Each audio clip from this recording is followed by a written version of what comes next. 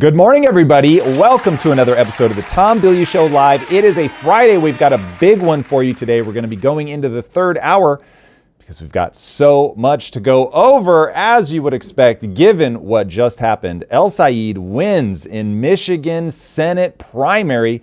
He is a one-man machine, proving that the DSA is still on a roll. And for anybody that doesn't think he's a part of the DSA, boy, do I have a treat for you today. So stay tuned. Trump has signed an EO making birth tourism much more difficult. We're going to get into the nitty-gritty of what the EO does and doesn't do. Scott Bessent is playing fast and loose with some numbers in the hopes that no one is actually looking. But I'm looking, and I'm going to break down what the data actually says. Scott is somebody that I love hearing him talk, but this one, he is in full propaganda mode. Tucker Carlson has unveiled a 10-point plan for America, and it is a very fascinating mixed bag of the brilliant and the unhinged. You guys are going to want to hear that breakdown. We're going to go through a take from Professor Jiang, who breaks down the incredible risk that the war in Iran presents to the entire future of the U.S. economy. If you guys missed this one, like I did, you're going to want to hear it. It is terrifying and incredibly interesting. I think he's wrong about some things, and we're going to go through that. Now, a key AI researcher said, "I'm leaving OpenAI to build telepathy." Telepathy. Now, I wish that I could just laugh that one off, as I do every time Drew tries to get me to talk about aliens. But this one, I don't think you can just laugh off, given what's going on with technology. So we're going to be diving into that. All right, but first, we got to talk about it. The DSA, man. These guys are on a tear. The DSA continues its absolutely hostile takeover of the Democrat Party. Abdul El Sayed just won Michigan's Democrat Senate primary. He'll tell you he is not officially a part of the DSA, but he spouts their same policies, hangs out with those guys all the time. They call him an ally, and he campaigns with and is endorsed by Hassan Piker, who is the Pied Piper of the DSA. Now, if it walks like a commie and it talks like a commie, comrade, odds are it's a commie. Now, please keep in mind, I do not mean communist as an exaggeration for effect. I mean it very literally. The DSA is a self-stated communist organization that has a self-stated aim that they are not shy about in literally the destruction of the American form of government. They talk very openly about what they're trying to change. It is a horrifying list of let's ignore exactly the thing that the founding fathers put in place so that we could make sure that the government could not trend towards tyranny. So for them to strip out all of those protections, which is exactly what they want to do, it is absolute madness. And so you're going to hear me continue to bang this drum, as it is absolutely ridiculous what they want. And El Sayed is rightly categorized as being on that same train. El Sayed wants to defund the police. He referred to the police, by the way, as standing armies deployed against Americans.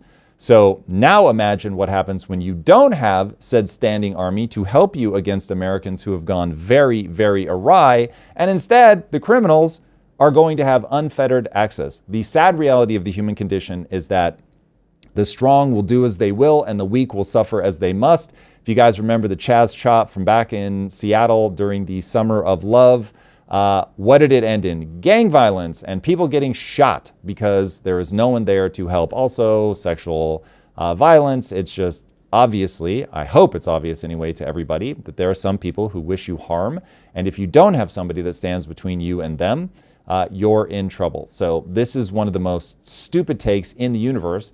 Now, he wants to also abolish ICE. He wants to expand social benefits beyond our already, remember, 47% of our budget already goes to social programs. So when we're talking about pushing north of 50%, we have a problem. And he wants to give driver's licenses to illegal immigrants. Now, of course, he denies a lot of these claims, but it does not take long to find the deleted tweets that he has tried to push out into the ether, but of course the internet is forever, and so you can find them, see him saying these things explicitly. So you don't have to do a lot of guesswork. Now, the good news about what just happened is that he only won by roughly 1 point, which is fewer than 20,000 votes, but that good news starts to look pretty thin when you consider that Haley Stevens, who he ran against, had literally everything going for her, and she still could not beat him. She had Governor Whitmer's endorsement, Chuck Schumer's endorsement, about $60 million in outside money. But the bad news is, if you guys are paying attention at all, 30 million of that came from AIPAC affiliated Super PAC. And that these days, kids, in the Democrat Party is the kiss of death. People need to learn that one real fast. Ad Impact tracked $98 million in total spending, the third most expensive Senate primary in American history. Damn. Stevens and her allies outspent El Sayed nearly 9-1. 9-1. That's a lot. That's a lot. Proving that there is just an absolute ton of energy going behind the DSA. And despite having all of those advantages, El Sayed won anyway. Now, he says, again, that he's not the DSA, but let's just run through some stats. He spoke at 6 DSA events between 2017 and 2020. By the way, I'm going to go out on a limb and say before he realized that this was going to start becoming a political liability for him, Detroit DSA organizers describe him as a longtime ally. DSA volunteers worked the state for him. Bernie Sanders, who loves himself some socialism, and he loves himself some DSA, he endorsed him, and so did every member of the Socialist Squad. And, as mentioned previously, Hassan Piker rallied with him, including the night before the vote, and proving just how much energy is not just behind El Sayed from the DSA, but just across the board.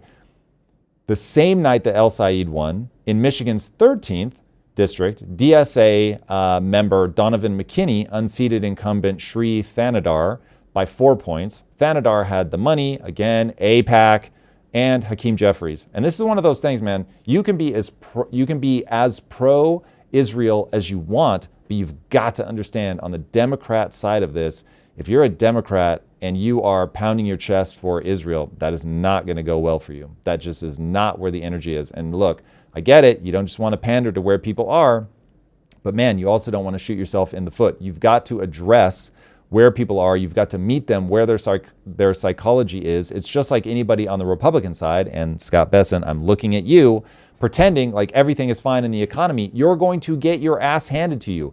As with all philosophies, boys and girls, in your life, if you have a hypothesis, it must describe the world that you actually see. So you cannot tell people there's no problem with the economy as people are struggling to make ends meet. You have to explain how we got here and precisely what you're going to do to get out of it.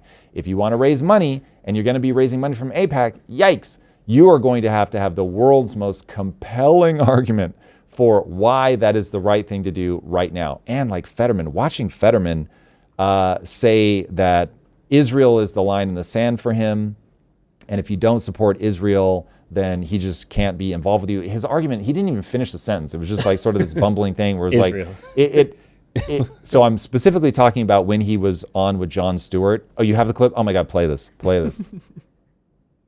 And what's really set me apart of most of the Democratic Party is Israel. And that's fair. It criticized John Fetterman on Israel without a doubt. 100%. So that's been primarily, and that's been driving our party. So for you, you could agree with them 90%, but Israel is the red line. Absolutely. Israel for me, like I can't ever turn my back to Israel after where it's at. So, and I mean no disrespect on this, but that is not. Pause and then back up a little bit because I want to hear him say this through. But even when he goes to like explain succinctly why Israel's a red line, he goes like where they are. What? Where they're at? What does that mean? Like you've got, this is somebody who when you find, and listen, this happens to me as well, but when you find yourself where you've got like this nested sense of a heuristic, this thing is bad, and you really feel it to the core of your existence, right? So DSA, Mamdani, for me, I have just a core emotional belief that this is all a big problem. But if you just say that, that's meaningless. Mm-hmm. That's you reasoning by emotion. You've got to be able to anchor it back and go, okay, these are the specific things that make this a problem. And I don't know if Fetterman has an answer and he just didn't give it here. If he really okay, here are the 5 reasons why I believe that Israel needs to be a red line. I understand it is really unpopular, but it's unpopular because people are reasoning from emotion. So let me ground you in the reason why, from an economic standpoint, we have to be partnering up with Israel, especially now. Iran is trying to bully the region. Even if it's our fault that, they're in that position, oil remains economically critical. And the GCC nations are going to need alternatives. Some of those are going to have to run through Israel. So maybe historically calling them the aircraft carrier that can't be sunk in the Middle East was a stupid thing to say, but now it's really going to be real because these pipelines are going to run. There's plenty of argument to be had with that, but at least it's a cogent argument that's okay, this is why we have to do it. Not some sort of vague, emotional appeal, or I just feel that it's so. I really think, first of all, Jon Stewart, you cannot dismiss this guy. Jon Stewart's a bright guy. People always go, oh, he was never funny. He's funny. He's funny and he's sharp. Even if I don't agree with the vast majority of the things that he says, he is funny, he is smart. And he's setting Fetterman a trap here. And the fact that Fetterman is getting sucked into it, which is weird. I don't know if he just doesn't pay enough attention to Jon Stewart. I really think he thought Stewart was going to co-sign what he's saying, that he doesn't have to actually make a coherent argument for why Israel, that he can just say, Israel, feelings, vibes. And that Stewart's going to be yeah, vibes. And what I like about Stewart is that during COVID, he was not doing the party line thing. He was this is what I think you guys are trying to say, that saying that it came from a lab in Wuhan is crazy. It's the fucking Wuhan Center for Virology or whatever, and it's the Wuhan COVID virus. What? Hey, hold on. How are we not pointing this out? And I thought that was brilliant when he was doing it then. I think it's brilliant when he's doing it now, even though I'm probably sort of default without a lot of exploration. Yeah, it's probably good to have a relationship with Israel, and especially now with what's going on for the reasons I just enumerated about the pipelines and all that, and others, democracy, yada, yada. But despite that, you've got to have a compelling reason. Otherwise, people are just not going to go for this. So this is Stewart drawing him into a trap where he's going to let him trip over his own dick. And this is what I think is very smart. If you really have the goods, let people walk into their own trap. And this, I think, is the smartest thing you can do with the DSA, is you open the door, and Republicans are starting to do this now, and they're getting the DSA to accept coming on their show, which is a bold move, and then they just ask them policy questions. Should we abolish ICE? Yes. Should we dismantle the Senate? Yes. And they just go down the list. Illegal immigrants. There's no such thing as illegal immigrant. I mean, it's wild. And so you let them say their own thing. So it's a brilliant trap on behalf of Jon Stewart to just say, okay, Israel's a red line? Yes. You can agree on 90%, but you're still going to draw that red line? Yes. And then watch it unfold. They watch Fetterman's face. If you can at all look at your phone at this point, this would be the time, because you can see on Fetterman's face, oh shit, he doesn't want vibes. He actually wants argumentation, and I'm not ready for it. All right, Israel is the red line. Absolutely. Israel for me. I can't ever turn my back to Israel after where it's at. So, and I mean no disrespect on this, but that is not our country. You're saying that these candidates may have great ideas for our economy. They may want to do the exact same thing you want to do in terms of getting money out of politics. They may want to increase the social safety net. They may want to change the balance of power from capital back to labor. But if they don't agree with you on Israel, you don't want them in your party. Well, I don't know who you're referencing to specifically. No, I'm referencing what you just said. Name one. Flatner? So in other words, Syed or AOC or Bernie Sanders, I assume you agree with a lot of what they say economically. And what I'm saying is, if you are a DSA member, if you are a member of a specific political party, run under your own banner. So again, no argument. The question was, Israel's the red line for you. You might agree with somebody, this would have been better as a thought exercise. So, because by naming people, he now gets to go, well, I'm against specifically the DSA. Hold on, that wasn't the question. The question is somebody that you agree with on 80, 90% of the policies, but you don't agree on Israel. For you, just get out of my party. And look, it's hard, and I can only imagine how many times I have failed as an interviewer to get somebody to stay on task because people will give you these political answers where they will just shuck and jive. And by the way, shout out to Konstantin Kisin, who is unusually good at like, whoa, that's not what I said. I'm trying to get you to stick to this. People will just eventually refuse to answer, but at least you get to see that refusal. Yeah. But this is Fetterman as a representative of the call it the establishment wing of the Democrat Party, who is unable to say why he's so gung-ho for Israel. Now, here's where this is such a tangent, but I think it's valuable. Drew will pull us all back if this isn't landing for people. But I did a bunch of research on, okay, wait a second. How do these politicians get into the position that they are, being so pro-Israel, when Israel actually isn't, from a dollars and cents standpoint, they're not that big of a donor. They're much bigger donors like Big Pharma. And so the reality is the way that they do this is utterly brilliant. Everybody should use this. This is one of those things when you see a group, even if you hate them, like I'm watching the DSA, how have you guys done this? The Long March of the Institution was absolutely brilliant, having these really long-ranged things in terms of their strategies, thinking in decades. It's just so brilliant. Same thing with Islam, and they've got brilliant strategies. So it's like you never want to throw the baby out with the bathwater. You don't agree with where they're trying to go, but man, if they've got a great mechanism for getting there. So what AIPAC does is they go find a candidate who's very young, who has nobody giving them money, and they'll support them when they're really early in their career, where a couple $1,000 might go a really long way. And what they're doing is they want to see who's able to actually get energy going without a ton of money behind them, and who just naturally agrees with their stance. That's far better than trying to ply them with money. And so when you put somebody in a situation where it's like, I already believe this and they've come to my aid, now I just feel better about them. I actually feel a deeper connection. The people who are doing something rad for me are AIPAC lobby, are the DSA, whatever. They're the people that I naturally agreed with anyway. They found me when I was obscure. They took care of me. That sense of reciprocity is so strong. And so it's not like these politicians are quote unquote being corrupted by money. It's that somebody was kind to them when they were young, somebody that they felt a kinship with, they got support from. These are all very natural human inclinations. And so over time, now the people that you're hanging out with because they're taking care of you when nobody else even knew you existed, they are those people. You're in that group, you're hearing their arguments, you have a natural tendency to want to fit in with the group. That's AIPAC's brilliance. AIPAC's brilliance isn't like throwing money everywhere. AIPAC's brilliance is going to that really early stage and nurturing them. It's the same thing that George Soros did. He realized trying to throw national dollars at like the president, your dollar does not go nearly as far as if you go to a local DA race, especially back when nobody was paying attention to this stuff.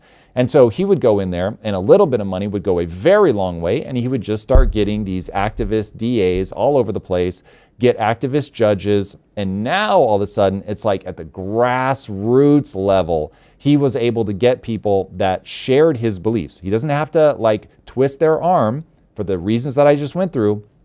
You find and support the people that share your beliefs. Now, the problem is that it creates a weakness like this with John Fetterman, where for so long, he's just been surrounded by those people who think like he thinks, and now he can survive off of vibes. I'm telling you guys that what you want, so take AI. One of the things I still cannot believe this is debated, but people are so anti-AI. AI is a brilliant thought partner, but it will do what you ask it to do. So if you train it that you just want to be agreed with, well, then it's going to agree with you. If you train it, no, I want the best arguments that defeat what I'm saying. I want to know what the sharpest minds say that think I'm an idiot, that think my stance is terrible. And so now you're going to see what the other side really thinks. And you can find out, one, if you're wrong, which you should want to know so that you can adjust your beliefs and be right. You'll be far more effective. At least, though, you're going to know what the other side thinks. And so this is not, at least in that exchange, that is not what we saw from Fetterman. What we're seeing from Fetterman in that exchange is you're expecting vibes and you don't get vibes. And yeah, boys and girls, dear Democrat Party, if you want to do well against the DSA, you are going to have an answer for Israel. And if you cannot, if you're supported by them, If you can't give a compelling argument for why it actually makes sense to me as an American in my daily life, struggling to make ends meet, then you're going to push them away from you, because it will read as though you have been captured by money. So, and I won't even take that off the table. I'm sure some people really are captured by money, but you don't have to go all the way there for this to be a terrible strategy. Figure out what the other side says about you. Come up with a very compelling argument that the average person can understand and will feel intuitively is right. And if you don't have that, get the fuck away from that messaging. We'll see. I think we need to dive into the support of El Sayed and how did he actually win some of these counties. CNN did a breakdown of where his support came from. Counties, El Sayed won in the primary. 0 of 15. 0 of 15 with the lowest share of college degrees. Ergo, he did not win in those working class areas. Where he did win, he won 13 of the 15 counties with the highest share of college degrees. So you're thinking about Democrats having real trouble amongst the working class. El Sayed's support came dramatically from those areas. In fact, not where there is working class folks, but where there are highly educated folks. Correct. More from elite circles than from the working class circles. And I think there's real worries among Democrats. Will that transfer over to the general election and El Sayed continue to have the problems that prior Democrats have had with the working class? It's so wild to me that people actually believe the bullshit rhetoric that the DSA wants to help workers. The DSA hates workers. I promise you. The socialist communist movement is predatory of workers. If anything, remember, the whole original movement of communism, which, by the way, as a reminder, that Marx never, ever talked about socialism. The word was invented later by Lenin to describe the intermediary step between the previous economy. It's actually very different in Russia, but anyway, the previous economy and where we were going to get to communism. He's like, I need a word for this. So he came up with, again, one of the worst murderers in history, came up with this idea of, okay, we're going to call this socialism, but it was always meant to get to communism. Now, I don't know if it's apocryphal, but it's often attributed to Lenin that what's the purpose of socialism? It's to lead to communism. Now, whether he said that or not is irrelevant. That actually is mechanistically the purpose. They were literally trying to come up with a word to describe a mile marker on the way to communism. Okay, that's just what it is. That's not people trying to propagandize you. That's just what it is in terms of how that came into existence, where this all goes. Okay, now they were expecting, Marx very specifically was expecting there to be the rising up of the working class, and it never happened. And that's why this largely became a diffuse thing that the West never really had to contend with in any super meaningful way, because the workers don't end up uniting. So the question becomes, what is it? What does? And that is the overproduction of elites. The overproduction of elites. You send kids to college.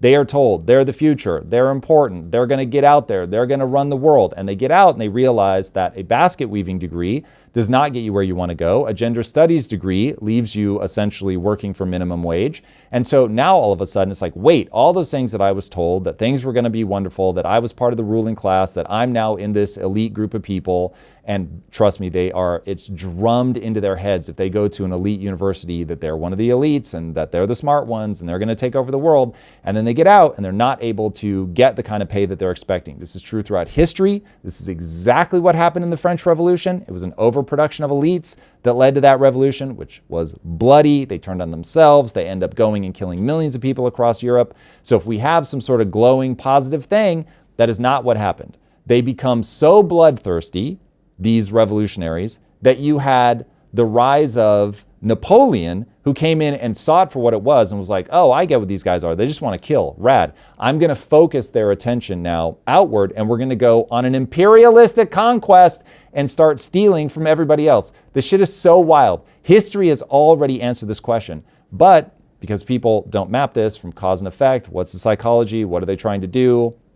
Why didn't the workers rise up, et cetera, then they are left blindsided to what's actually happening, which we see in El Sayed's numbers, which is that the working class is like, what the fuck are you talking about, man? I'm trying to raise a family. I'm trying to put food on the table. I'm trying to feel good about myself by building something, by creating, by actually getting in and making something that matters. And those people are not resonating with the DSA at all, thank God. And so once you understand that the working class becomes a propagandistic tool of socialism, communism, whichever word you want to use, then you begin to understand what's actually coming, how this all plays out. So seeing it in his numbers is not at all surprising. This is actually what history predicts. I think it's interesting because when we hear overproduced elites, a lot of people automatically go to elites are the Epstein class. Elites aren't the broke college student, but there is something to those people who think that they were wronged for doing everything that they were supposed to do. You told me to go to school. You told me to graduate. You told me to go and get this degree. Now I have this degree and I'm working at H&M. I'm folding clothes. I should be a leader somewhere. I should be doing something. And then now that frustration is now leading to the swing to the DSA. And a lot of these guys are cleaning up in those areas. Yes. Yeah. And when you talk about the working class, a lot of people in the working class think about how they were raised, right? So this is the way that I grew up. The easiest way to explain it is that I didn't have cows, but my neighbors did. So I come from a working class neighborhood. My dad had a white collar job for most of the time that I was a kid, but he worked as a mechanic for a while. So it's like I'm sort of right on that bubble. So in terms of the kids that I grew up with, a lot of them were working class. And these are kids with a tremendous amount of pride. These are people that want to build things. These are people that want to be like literally some of my best friends in the universe, pipe fitters, people that are like, I want to be a great welder. I want to take care of my family. I want to get in the union. I want to be a part of this. I want to go build these big things. And it is such a profound part of the American story of people who actually make things with their hands. But these are not like effete intellectuals. These are like, they really got some fucking calluses on their hands. They are incredibly family oriented, a strong sense of community. Like it is such a different thing than somebody who goes off to college, is told you're gonna be one of the people that's gonna be the master of the universe. And for a working class kid who's thinking, okay, I'm gonna grow up, I'm gonna be a pipe fitter, I'm gonna be able to take care of my family, like this is gonna be dope. And then their life actually becomes that, and it becomes a reflection of that, which is why manufacturing is so important and why we did these people so dirty by sending this all around the world and making that hard. But that path plays out the way that they largely expected it to play out. They actually become a pipe fitter. They go and do those things. So it's like, I saw my parents do it, I'm following in those steps. When you have the overproduction of elites, there's always going to be production of the elites, but when you get into this kind of period now where every parent thinks they need to send every one of their kids to school, it doesn't matter what you study, you just need to get a degree from an elite university and everything is going to take care of itself. Debt be damned. When they come out, things do not go as expected. And so that's where all of this starts to be madness. So yeah, we need to really be careful to map what's actually happening. Otherwise, the ability to predict where we're going from here will be impossible. I might have missed it, but I'm curious, when you say overproduction of elites, what specifically are we defining as the elites? Because you're mentioning like elite colleges. Are we talking anyone who gets a degree? Because I might have totally missed what you're saying. I was reading chat, but are we talking anyone who gets a degree, or specifically like Harvard grads, MIT? The smartest way to round it is anybody who gets a college degree. Yeah, even like if it's a 4-year college degree. There's never going to be like a line where it's like, well, I went to community college, so I don't feel this way. Well, I went to Harvard, so I do, but I went to USC and I don't. It's not going to be like that. It's going to be the person who went to school with the expectation that they were quote unquote doing everything right.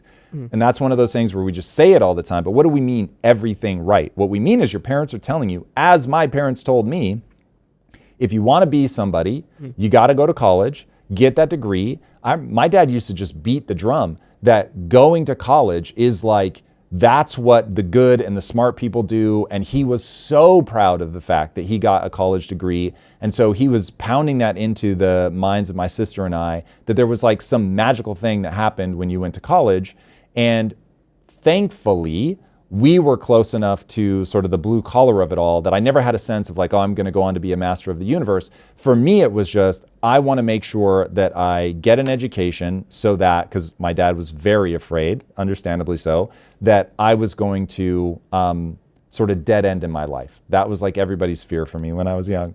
And so he was like, you need to get an education. You're always going to be able to fall back on that. And it's that idea that the education is sort of this magical cloak that you can wear through life that somehow takes care of you.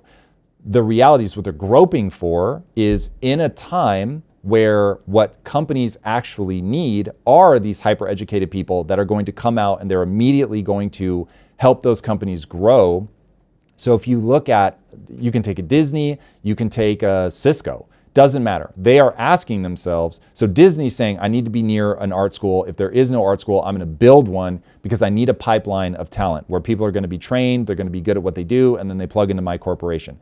Obviously, Silicon Valley, they care desperately about Stanford, Caltech, like they need kids to go through this pipeline, whether it's MIT, Harvard, whatever.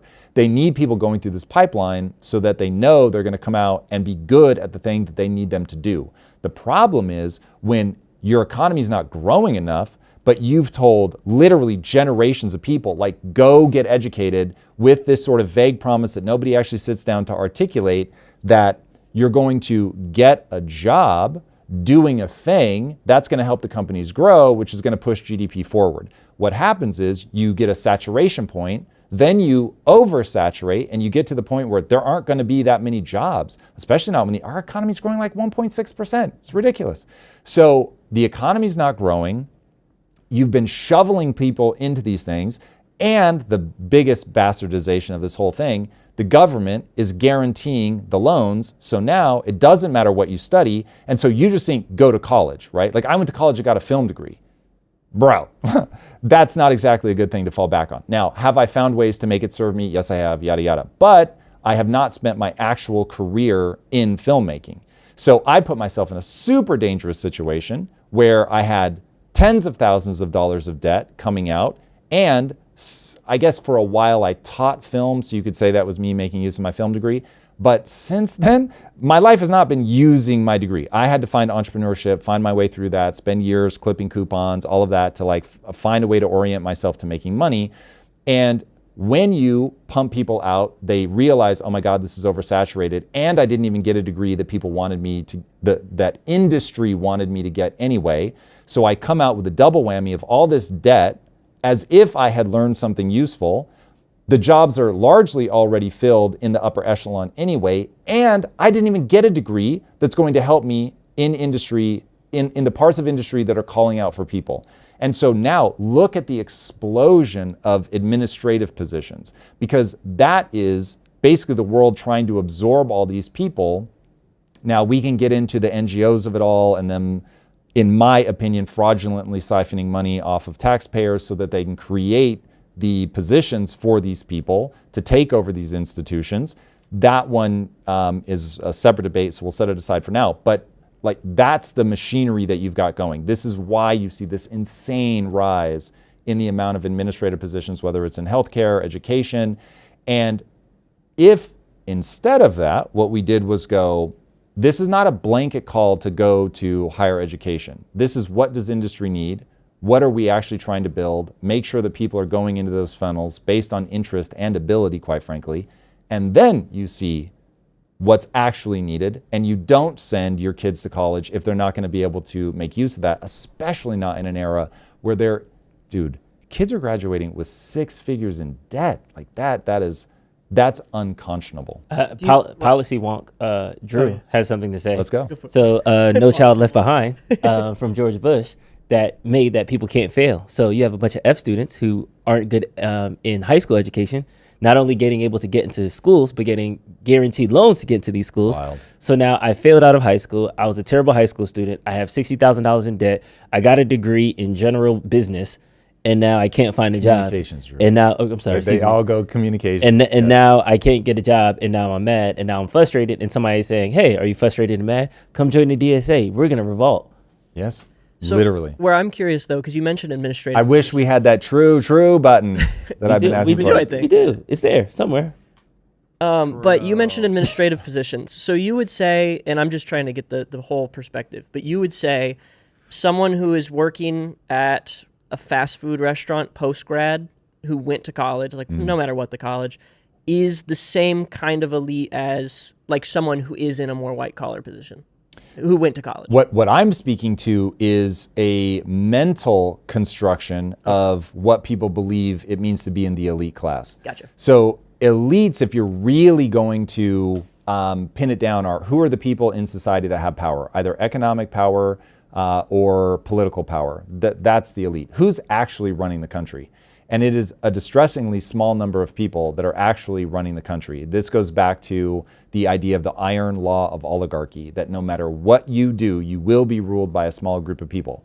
That goes for families, that goes for companies, that goes for countries. It doesn't matter. There's always going to be a small number of people that have to focus everybody's attention and get them moving in the right direction. It's never going to be the majority. So you're just never going to get that big. It's the word mass of elite. people. I think people are getting. That's what I'm trying to It's figure a, out. it's a mental so. block. It's a mental block. We 'Cause I should, think we should use a different word. Saying I think adding the mental layer helps that, because when you say elite, when I hear elite, I am thinking of the people in power. I'm thinking of people who have a say. I'm thinking of people who have a sway. I'm thinking of the lobbyists. I'm thinking of all those people. I'm not thinking of the kid who got a degree in communications and happens to be a general manager at Hot Topic. You know what I mean? You're nailing something so perfect, and I'm so glad you're asking this. And this is one of those times where I went through the same confusion. I've spent so much time on it now that I forgot that I was once confused about this. So I literally had to do, what the fuck is an elite? Like, I had to look it up. I'm like, what do people mean? Yeah. I don't even understand. Am I one of the elites? Like, I don't understand what this is.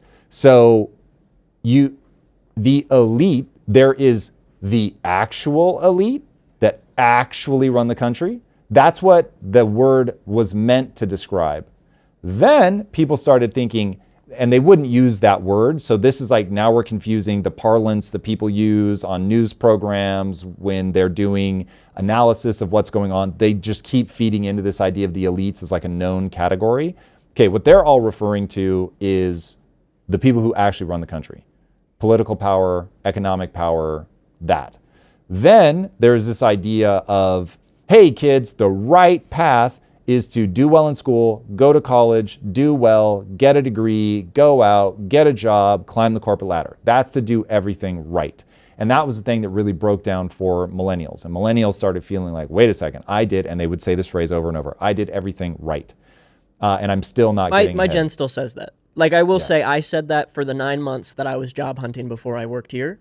I said the same thing. So I think it's perfection. A continuous So line. that thing of I did everything right, it's not like your parents told you go become part of the elite, but the I did everything right was I'm going to get a job and be a part of that elite structure of the people that are running the world, essentially, that have important jobs, if you think of it that way.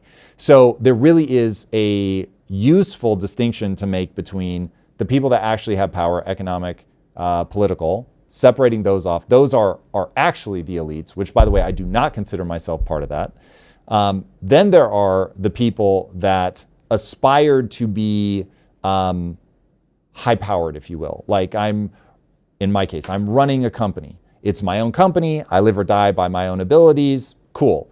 I don't have any political power whatsoever because I'm just not good at that game. Networking, building large networks and things, I'm just not good at it. So I would say I sit outside of that traditional definition. But did I follow the go do the right thing path? Yes, I did. So had I been unsuccessful, would I be prone to the, like, I did everything right and it still didn't work out? Maybe. It's certainly possible. But those are the two separate things. What's that? Oh, it's just Trump quote. So those are the things that I think people are sort of mashing together of like the path to becoming important in the world. And when that gets derailed, they're going to be called the overproduction of elites. But they're really trying to describe there is a path to becoming one of the people that runs a large bank and is obviously thusly important, is a senator or a congressperson and thusly is really important. But there's very few jobs. And so it's a similar kind of, there is a word that I'm looking for, scandal. There's a similar scandal going on with PhD students.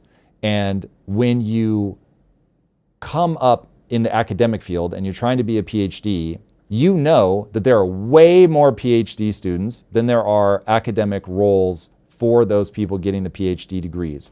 And so I can't remember who, but I heard somebody talking about this where they finally started just really reducing the number of people that they would be, forget what the advisor, I think, being an advisor for, because they're like, they knew they're just not, like, if they've got 10 people and there's only going to be one slot, they're like, yeah, this, you don't want to be putting people through this where they're spending the time getting the degree, taking on the debt, and they know they're never going to be able to actually get into academia. So very similar thing. It just, the idea of how you save your kids from struggling is to put them in this quote unquote elite pipeline, and there's just not enough jobs at the end of that rainbow. Yeah. Chat is pushing up against that thing elite. But okay, I want to pivot. I want to go to this Tucker Carlson thing. He sat down at the table with Thomas Massey, Marjorie Taylor Greene, Joe Kent, a bunch of other guys. And it was a lot of speculation he's going to start a third party. Some people are saying he's starting a DSA-like revolution within the Republican Party, since the Republican Party is all MAGA, and the American First people are starting to feel some type of way because MAGA is not America First thing anymore. So he released this 10-point plan. I'm not going to play the video. It's an hour and a half long. You guys go check it out. But I just want to go through the 10 points real quick, see how you feel, see if he's at least onto something or if this is Tucker just getting attention. Yeah, and we need to take these one at a time. Cool. Okay. Number 1, fair. The same rules should apply to presidents, federal agents, and elites such as Jeffrey Epstein, whose impunity Carlson cast as emblematic of the Epstein class, enriching itself through a corrupt system. Okay, back up one sentence, because I think he says, okay, so I think this is important context. So Carlson, these 10 points specifically address the following. Carlson said any successor to America's faltering political system should begin with a shared understanding of what the country should be, which he distilled into these 10 points. So the first thing that the country should be is fair, as Drew just read. Okay, so I think this one's great. Like, I was really surprised how much of this I was like, oh yeah, I'm on board with that. So the same rules should apply to everybody, obviously. And so I think everybody is rightly, absolutely outraged to find out that there really are these secret groups that Alex Jones has been banging on about. Now, whether they are exactly as Alex Jones has detailed it is a separate contention.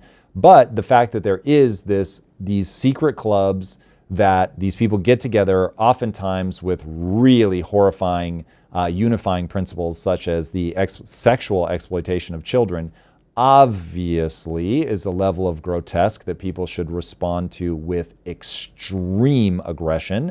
And so him saying that, yeah, we've got to get rid of this laws for thee, but not for me. There is this oligarchy of people that we're calling the Epstein class, which I think is actually problematic. I would not do that, because now you're giving them an easy out. What you want to talk about, because this one to me is more productively about money and politics. So when you talk about these guys as sort of being outside the laws of the country, that matters. Then the question becomes, how do they get outside the laws of the country? And there are more ways than one. So way number 1 is just, you're so wealthy that you have something virtually every politician wants, which is access to wealth. So this becomes the playbook that was documented very well that the Rothschilds were running, which again, my whole thing, you guys know it, is the banality of the Rothschild is the far more important thing. So he was saying, hey, we've got money, politicians want money, but politicians pass laws. Those laws are important to our money. So we need to make sure that we have relationships with politicians. It's actually really smart.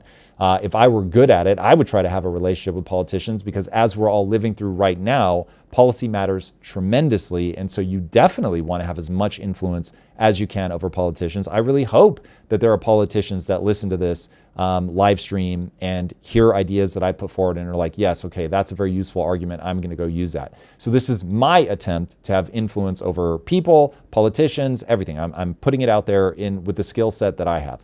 So I get that. Now, once somebody tries to elevate themselves beyond the normal workings of things, that's where this becomes problematic. So they're so embedded in the government that they can shift things over to them, so that could be through NGOs, right? Which I think is just one of the largest scandals of our era. It could be doing something to get federal dollars aimed at your company, or this is my new hobby horse, which we have to discuss later, hopefully we have time, where you're getting the government to actually take a stake in your company. So look at the guys in OpenAI, look at Anthropic. They actively want to get regulatory capture, okay? They're just really trying everything they can to get that. So rather than asking me to accept that everybody involved in that is part of the sexual exploitation of children, where they will be able to easily debunk that because it actually isn't the unifying thing there. That's another way, which is to have something over each other, to do such horrific things that you both have a gun pointed at each other's head. Like, I'm not saying that doesn't exist. It obviously does, and it obviously should be dealt with aggressively. But if you try to instead make this about something like unjust power, backdoor dealings, money in politics, that's a more, I think, useful framing. Anyway, 100%, he is correct. Things should be fair. They are not currently. History has never been fair on this count just because of the iron law of oligarchy. It is always going to be a small group of these people. It is going to be people that have power over you. They are going to find themselves in the same rooms with each other. They are going to do backdoor dealings. But there used to be an era where at least journalists had some integrity and held themselves accountable to doing real, like, hardcore, hard-nosed reporting. And then it was echoed in the culture that we didn't stand for that shit. Like the fact that Nixon basically not only lost the presidency, lost his legacy, he was a pariah the world over for what he did, which by today's standards is fucking chump change, man. So anyway, the culture just now will turn a blind eye to virtually anything as long as you're on their team. So boy, would I like to get back to fair. Number 2, sovereign. Carlson claimed Israel pushed the U.S. into the Iran war through bribery or threat or both, while describing foreign lobbying, corporate control of government, and high interest debt as forms of slavery. Okay, so should we be sovereign as a nation? We absolutely should. Do I think that Carlson has become completely deranged on Israel? Yes, I do. This is one of those things that I think that people are giving way too much credit to the Israeli government for being more powerful than they actually are. Trump is doing things that he said he was going to do for a very, very, very long time. Now, does Trump want their money? Yes. Does Trump want their support? Yes. Does Trump want access to their technology? Yes. Does he want access to their intel? Definitely. But when you think about how important the Middle East is to the future of the US, then you understand why it's important. And I mean that from a dollars and cents standpoint. The US economy, and this is Professor Jiang, hopefully we'll have time to listen to his take from Piers Morgan, but the reality is that, as I've been talking about since the beginning of this, a large part of the reason that Trump is so engaged with the Middle East is because of the amount of wealth that they have aggregated. I do not think people are being honest with themselves about how much money the GCC nations have aggregated, and they've packaged it for investment. And the U.S. is desperate to be the home of that investment.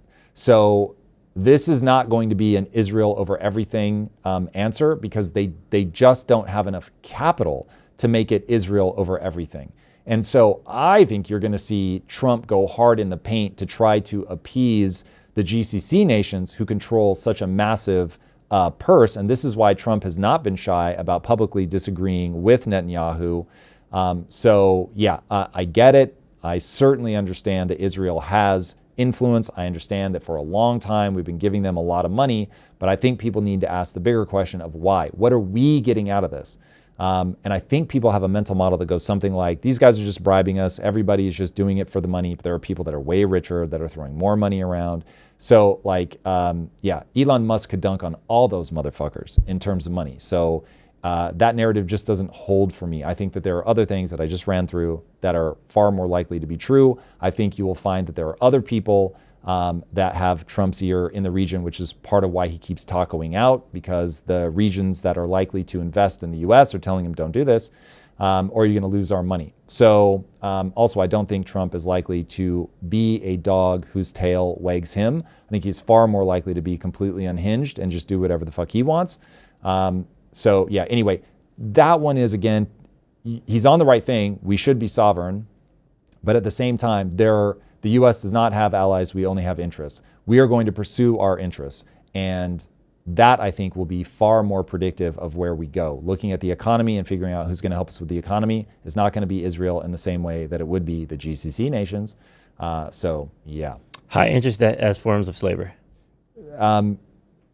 High interest debt. Okay. So the question becomes, how and why did people take on the debt? If somebody is taking on debt because they want to trade on margin, for instance, then that's a them problem. That is not nobody did that to them. They made that decision. If they're calling the interest rates that we have now high interest rate debt, that is ahistoric. That's full retard. Our interest rates right now, even though they are elevated, like regionally, they are historically comically low even now. You're talking about like national interest rates. He was talking about like specifically like credit card rates is an average of 20% for certain people, things like that. Like, okay, so if you're talking like about credit card debt, like personal. is that what he's talking about? Yeah, he literally cited credit card debts are 22%. Okay, so if we're talking specifically about credit card debt, now you've got to get into the conversation of what did we really do here? This is about globalism. So the fact that people's real wages aren't going up and that we have to mask the erosion of the buying power of the US public with immigrants and credit card debt, yes, like that one is horrific, but I think the way that you want to talk about that is very much about globalism. We've got to stop pretending that we are the post-World War II America. So again, I agree with the high-level statement, but the things that he's focusing on, the biggest debt problem that I think we have is that we've driven up the cost of things like housing and healthcare for really fucking stupid reasons that we should immediately unwind, that are sinister at best, and we should be addressing that immediately. Nobody is addressing that whatsoever. Trump is at least trying to bring manufacturing back. He's got the right impulse. He's going about a lot of things in very poor fashion. But he's certainly nodding to, okay, we've got to empower the worker. We're going to get to this when we talk about Scott Bessent. They're trying to do the right thing, but it's going to be way more complicated than they think, especially when they're fighting a war over in Iran that almost certainly at this point, this is so complicated. From an economic standpoint, they should not have gotten involved. Maybe from a long-term safety perspective, they had to do it, but damn, economically, this one is not smart. So go ahead. We got to move. Okay. Productive. America should rebuild farming, manufacturing, craftsmanship while rejecting an economy dominated by finance, real estate speculation, surveillance systems, and weapons. Facts. Beautiful. Carlson alleged that urban planners deliberately uglified American cities, especially Domino's and Pizza Hut. Remember the Pizza Huts with the building and the Taco Bells, and McDonald's used to have play places, my bad, and portrayed brutalist architecture, graffiti, public drug use, and violent crime as deliberate attacks on the public. This one gets complicated. Who's going to decide that it's beautiful? This is a cultural question. So yes, I actually am startled by how unattractive American cities are when you start going around the world. Dude, if you want to see a beautiful city, like just startle yourself with its beauty, go to London. London is unbelievable. The architecture there is incredible. You have they certainly are anchored by their historical past, so you have all those incredible buildings, but they're not so wed to it that they don't start creating some of the most beautiful skyscrapers the world has ever seen. I mean, it is a truly astonishing city that has done this amazing job of blending the old and the new. America has not pulled that off. So there's something in our psyche that is just not bringing about things that are beautiful. Now, I don't want to see a callback to everything has to be like Renaissance architecture. That's not where my mind is. Look at China. China's doing extraordinary things with their city. I mean, they're just like it's not quite solar punk, but if people understand, cyberpunk is always meant to show the beauty in the like technology and the apocalypse of it all, but that it's still beautiful. That's not what they're doing. What they're doing is very much taking the beauty of technology and really making these incredible cities that are meant to be a spectacle. And so you see them, they're extraordinary. Japan has something very similar. I don't think their cities have quite achieved what China has managed to achieve. But again, you're there and it feels so incredible, this mix of the old and new. So yeah, I would say that America is not achieving the same levels of sort of profundity on an aesthetic level. But I doubt very much that Carlson and I are going to agree on what is beautiful. So take that for what it's worth. Healthy. Carlson embraced RFK Jr.'s food agenda, most of it calling for universal sobriety, and said widespread use of drugs such as Xanax, Adderall, and SSRIs have left Americans half-addled. All right, so this is the best one that is a mix of brilliant and unhinged. So now I haven't gone deep enough to know if he means what I think he means with Universal sobriety, bro. We tried that shit. That's a summation. I think the point is he was making the point that you can be on Xanax, you can be on Adderall, nobody cares. But if you're on weed, we're gonna look at you funny. And he's like, but we're still self-medicating. We're still zombies. If you tell me universal sobriety, that sounds like somebody. That wasn't a quote. That was the Axios person, like summing that up. Okay, so. Yeah. I just don't want you to get caught in the universal sobriety. And I want to get caught in the universal sobriety precisely, but if it's inaccurate, I want you to keep pushing back. Yeah. But so I have a mental map of Carlson. I believe that he is a WWE character. We don't know who he really is. He will switch positions based on which way the wind is blowing. I don't know what's really in his heart. I definitely don't trust him. I haven't done like some extensive deep dive on him, but he strikes me as somebody who, once he believes something is right, he wants it universally pushed out. How far he's willing to go to get people to fall in line, that's the question for me. So now I get to this, where it's like, okay, are you saying, hey, everybody, your lives would be a lot better if you ate healthy and you weren't taking pharmaceutical drugs and all of that? Cool, I totally sign off on that. But if a reasonable summation of what he's pushing for is universal sobriety, then it's like, that gets into a very important question. So, Jordan Peterson once got pilloried for saying that monogamy should be culturally enforced. And then people stripped out culturally and they just went enforced. Now, if you're saying that this should be culturally enforced, that people should look at you funny when you're smoking weed, they should look at you funny when you're getting drunk, but there should be no law against it. Of course, you should be able to smoke weed if you want. You should be able to drink alcohol if you want. But like everybody should be looking at you sideways, then I'm here for it. I do think that humans live a wildly unhealthy life these days. I mean, it's absolutely mad. I think that we should bring shame back to being just completely obese and not like holding yourself accountable to like your body is a reflection of how well you're taking care of yourself. It's a reflection of how disciplined you are in your mind. And so like on that one, not that people aren't worthy of love. They are. I come from a morbidly obese family. I could not love them anymore if I tried. But should they be like, fuck, I need to get this together? Yes, 100%. It's like people should take care of their body as a temple. Anyway, so when you look at that, it really does come down to what is the right way to summarize his views. Given that he is not somebody that I trust very much to be a sincere speaker, I worry that this is him trying to sort of cram down something that has failed every time in the past. What I don't see in him that everyone I think should take on board is my way of doing something isn't quote unquote right. It's just my way. So for instance, if my family or anybody else pushed back on me and said, but this is how I want to live, and I love my lifestyle, and yes, I'm going to shorten my life, but I get so much pleasure out of the way that I'm living, I'd be like, yeah, cool, then do it. I've always said that I don't mind an obese person eating ice cream. They should do whatever they want. What makes me sad is when the obese person eating ice cream is crying about it. That's the only thing that doesn't make sense. Eat the ice cream and be stoked about it. Don't eat the ice cream because you know it's not good for you. Cool. Either one of those choices works for me. It's sort of being somewhere in the middle. So yeah, this comes down to what he's trying to do with his health agenda. Honest, government officials should be punished for lying to citizens. Most classified records, including the JFK assassination and 9/11, should be opened. Yeah, that's insane. So I love the idea of opening the JFK assassination files, literally every single word. I love 9/11. Let people go through all of it, making the vast majority of things something that people can view. I love it.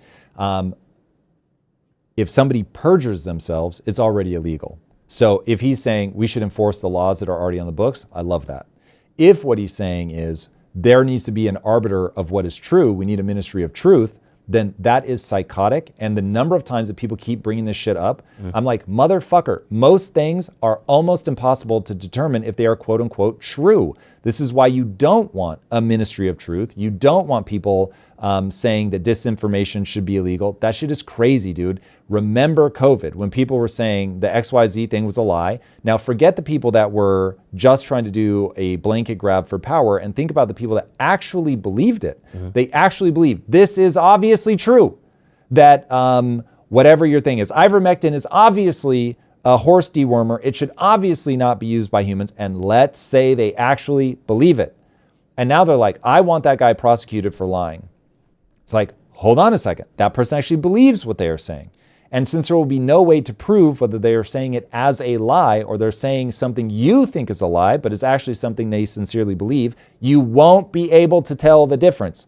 I don't want people being pursued for that. You want politicians to be able to say what they believe is true, and to do that, you must run the risk that they are lying. Now, if you put them under oath and they perjure themselves and you can prove it, obviously, there's already a law, and you should obviously pursue people that perjure themselves. So I want to be very clear about that. But this gets into Ministry of Truth stuff, and that worries me tremendously. Optimistic, Carlson argued that having children is a biological imperative and the foundation of long-term thinking, while blaming aging and childless elites for policies that disregard future generations. Okay, so we definitely should be optimistic. That's critically important. That's something I hope that I can breathe a little bit of life into, reminding people that the pursuit of greatness is awesome, that being able to push yourself to your absolute limits to do extraordinary things is a core part of who we are as Americans. It is very possible. The world is an incredible place. So yeah, I definitely want to see that. I would love to see having kids be more celebrated. I did not have kids, but nonetheless, I celebrate other people having kids. I think it's wonderful. I think it is a biological imperative. I think for the vast majority of humans, it is absolutely the path that they will find the deepest fulfillment out of. And so doing things, whether that's from a tax perspective or just culturally doing more to celebrate it, to thank parents for being parents, I think all of that's incredible. The one thing, obviously, I will take exception to, because I find myself in this situation, is assuming that just because somebody is aging and doesn't have a kid doesn't mean that they can't see what is actually good for kids. Now, I do think that everybody, especially politicians, should be aimed at what's going to be good for the next generation. As a culture, we should be holding people accountable to that and asking those direct questions. How is this policy going to benefit people 20 years from now, 40 years from now, 50 years from now?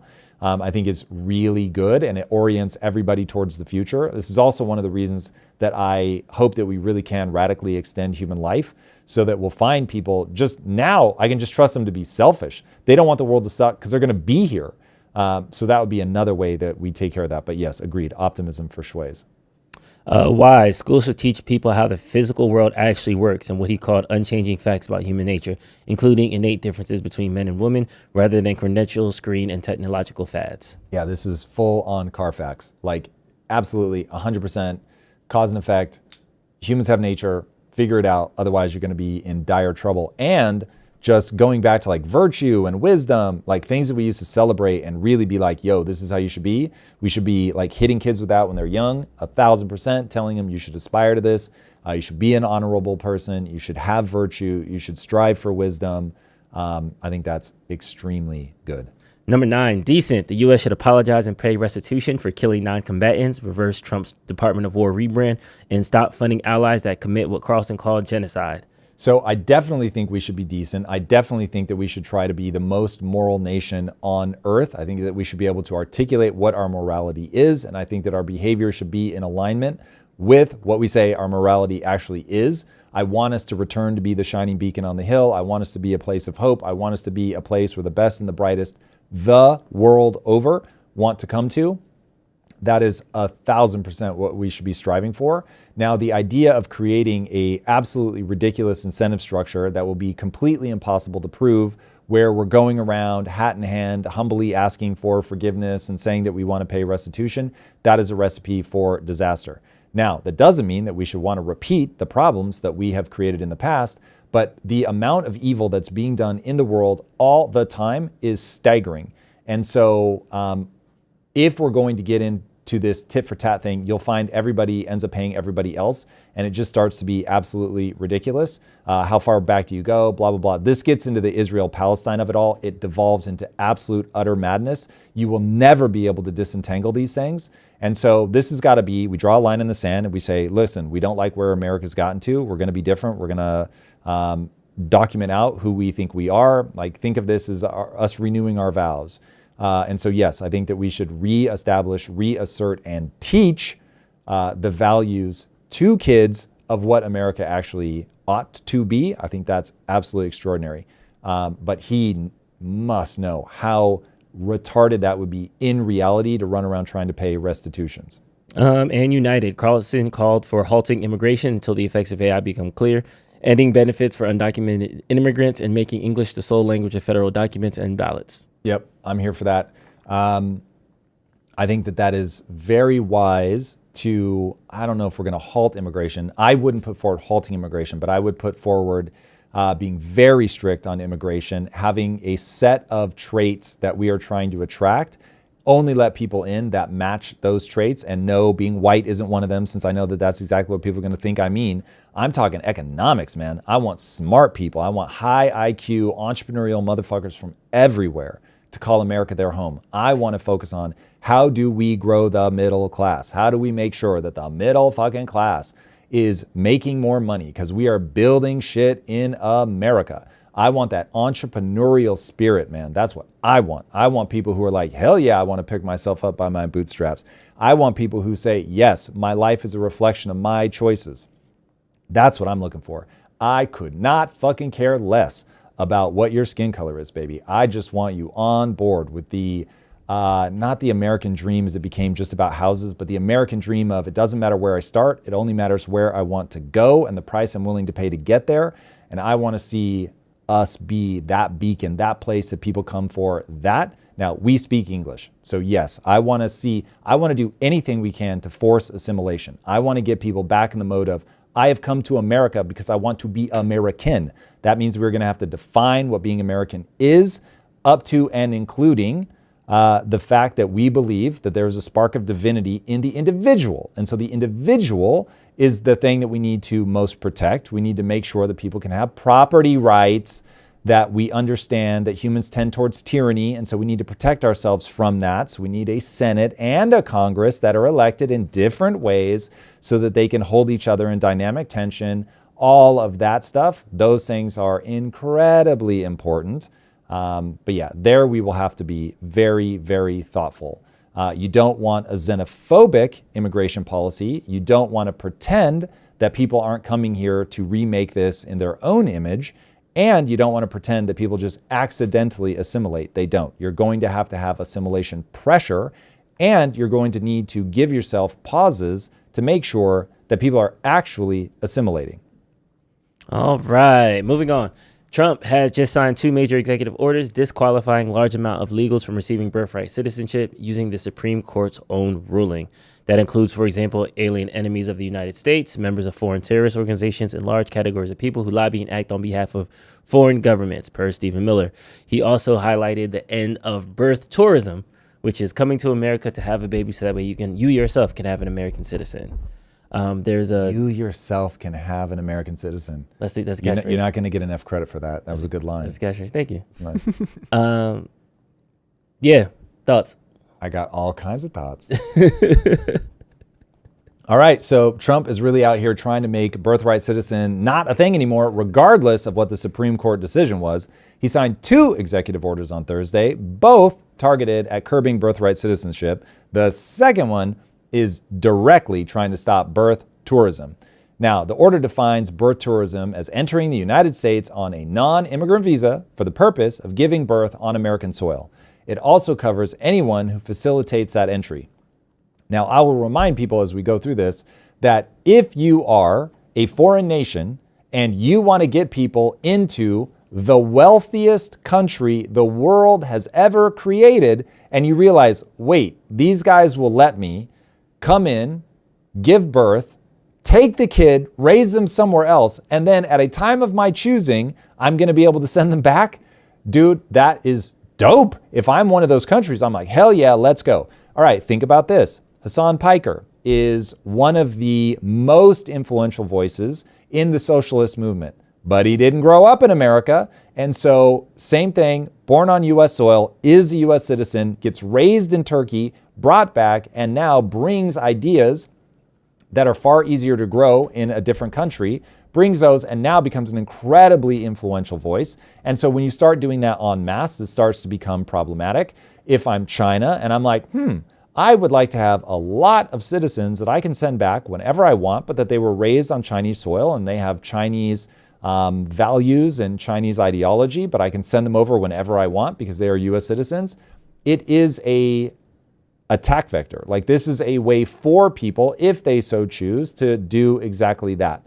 If I'm a member of radical Islam and I believe in a global caliphate and I want to send people the world over, literally look at how many countries, if you're a refugee and you skip whatever 55 other Muslim countries that you could go to and you go straight to the West, you do have to ask why. And so if I were trying to propagate radical Islam, which keep in mind, not all Muslims are trying to do, but if I'm trying to propagate radical Islam and I know, hey, I can go over there, I can have a kid and then raise them in a Muslim majority country and then send them back whenever I want, great, let's go. So it is certainly an attack vector. Whether you think it's used by almost nobody for that or not becomes irrelevant. It is a way for people to take advantage of this. It's the same way that I feel about ID and voting. Whether or not you're going to find mass scale fraud, you have an obvious hole in your system that is illogical. Why would you do this? People will follow the incentive structures. And this is the thing that I don't think people are being honest about. People follow incentive structures. And so if you create that incentive of why not? Let me just make sure that I've got that option should I want to use it. Now you create a problem, especially when we're talking about tens of thousands of people every year. Okay. Now, the EOs delegate the president's authority under Section 215A of the Immigration and Nationality Act to the Secretary of State and the Secretary of Homeland Security. Those departments can now deny visas, revoke visas that were already issued, permanently bar entry, remove people who previously engaged in birth tourism, and take action against the operators running these businesses. So inside the country or abroad, by the way. So there's a carve out for humanitarian cases and national interest, which I love, carve outs, yep. The admin is claiming that the practice is now banned as of the signing. Now, okay, that's probably overstating things a little bit. Technically, a State Department rule from January of 2020 had already let consular officers deny tourist visas when they believed that the primary purpose was just to give birth here. So that power already exists. And getting a tourist visa for that purpose is already illegal under existing law. But at least what's going on now should at a minimum bolster compliance, because a lot of times, this is an idea that I think is going to become increasingly important, is this idea of a parchment guarantee. So the founding fathers referred to a parchment guarantee as something that on paper says that you have to do, but culturally you don't have the will to enforce it. That's a big part of the battle going on in America right now, is not what rules do we have in place. It is illegal to cross the border without having the proper paperwork. And yet we give amnesty to people that do it. We give access to public services and taxpayer dollars to people that do it. So it's illegal, but we don't have the will to enforce it, sanctuary cities, etc. So this gives more tools to more people. It puts a signal out to the culture saying, hey, listen, this really does matter. So I think you will see an uptick in the enforcement of laws that we already have. But just so everybody knows, there was ways to deal with this in the past. We just didn't have the cultural will to do it. And so that's why ultimately it matters who you vote for, because whether the policies get enforced have a lot to do with the people that are in power. So be careful with that. Now, White House Staff Secretary Will Scharf says nothing in the new EO conflicts with what the Supreme Court decided. I have a feeling there might be some pushback on that, but we'll see in the fullness of time. All right, now no one really knows how big the problem of birth tourism actually is, but the Center for Immigration Studies estimates that it's 20,000 to 26,000 possible cases a year. So that to me is a big enough problem that if it's anywhere in that neighborhood, if it was half that, this would still be an issue that's worth curbing. Okay, Scott Bessent. Moving on, we're doing round robin here. Scott Bessent said that the K-shaped economy is done and you brokies need to just get your money up. Yeah. Yeah. Welcome to the land of propaganda. So this is his tweet that he pulled out. You can break it down. No, wait. Yeah. We'll get to that in a second. Okay. All right. Great news, everybody. The economy's fixed, baby. That strain that you feel, it's all an illusion. So says Scott Bessent. Now, let's read his detailed tweet. The truth is wages are up for Americans across the distribution, but importantly, earnings growth for Main Street workers at the 25th earnings percentile was 5.5% year over year in the latest data this past quarter, more than 3 times the growth experienced by workers at the 75th percentile. Median weekly earnings also rose about a robust 4.6%, well outpacing inflation. This marks a stark improvement from the loss of purchasing power Main Street Americans experienced during the Biden administration. Families had not forgotten the pain of Biden-era policies, but President Trump is turning the tide. The fact is, lower wage workers are leading, median workers are gaining, and the pundit-driven K-shaped economy narratives does not hold up. That is hilarious. BLS, Bureau of Labor Statistics, have published the wage data for all to see, including journalists willing to look past the haze of their hostility towards the president. This is the graph that he's referencing. All right. Yeah. If you're looking at your screen, you'll see usual weekly earnings growth by earnings quartile. God, this is so everybody's eyes just glaze over. So basically, this is saying that people in the working class, they're growing faster than everybody else. That's sort of the quick punchline. Now, the stats might be true, but the story that he's spinning, that Bessent is spinning, is not lining up with the facts. The problem is that Bessent is moving back and forth between nominal and real. Now, if you guys struggle with understanding the difference between nominal and real like I did, let me just add a brick in your continued building of an understanding between those two things because they matter a lot. So if you think of real as like, what's really going on? Like really? That's basically the vibes. In this case, it's actually the only thing that matters. Are people, after inflation has been adjusted for and all that, am I actually getting richer or not? Can I buy more stuff or not? The real deal, okay? That's what real means. Nominal is some bullshit. It just means number go up.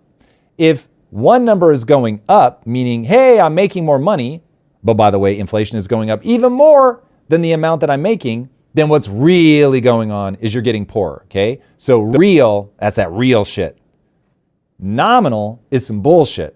Nominal is like, yes, the actual number has gone up. Maybe you were making $75 an hour before, and now you're making $77 an hour. But if inflation is outstripping the percentage that your actual earnings went up, like if you made 5% more, but inflation is 7%, well, you just got in trouble. You just moved backwards. You're getting more poor. If, on the other hand, your nominal wage, the bullshitty thing, if that goes up by, let's say, 5%, but inflation is only 3%, then what's really happening is you're getting richer, okay? You're actually making more money. You can actually buy more stuff. Okay, that's my best attempt to give you what took me way too long to be able to explain to myself. That's the difference between nominal and real. And Bessent, unfortunately, bounces back and forth between the two to paint a picture that is better than it really is. So the Bureau of Labor Statistics, according to them, Q2 of 2025 to Q2 of 2026, weekly earnings at the 25th percentile rose 5.5%. The median rose by 4.6%. The 75th percentile rose 1.5%. So it's true, low-wage workers outran high-wage workers by more than 3-1. That actually is something to celebrate. That is phenomenal, okay? Every one of those numbers checks out. That's real talk. The framing built on top of it is where this starts to get wonky. So inflation over that same stretch was 3.9%, okay? So the same Bureau of Labor Statistics document. So they're the ones ratting them out.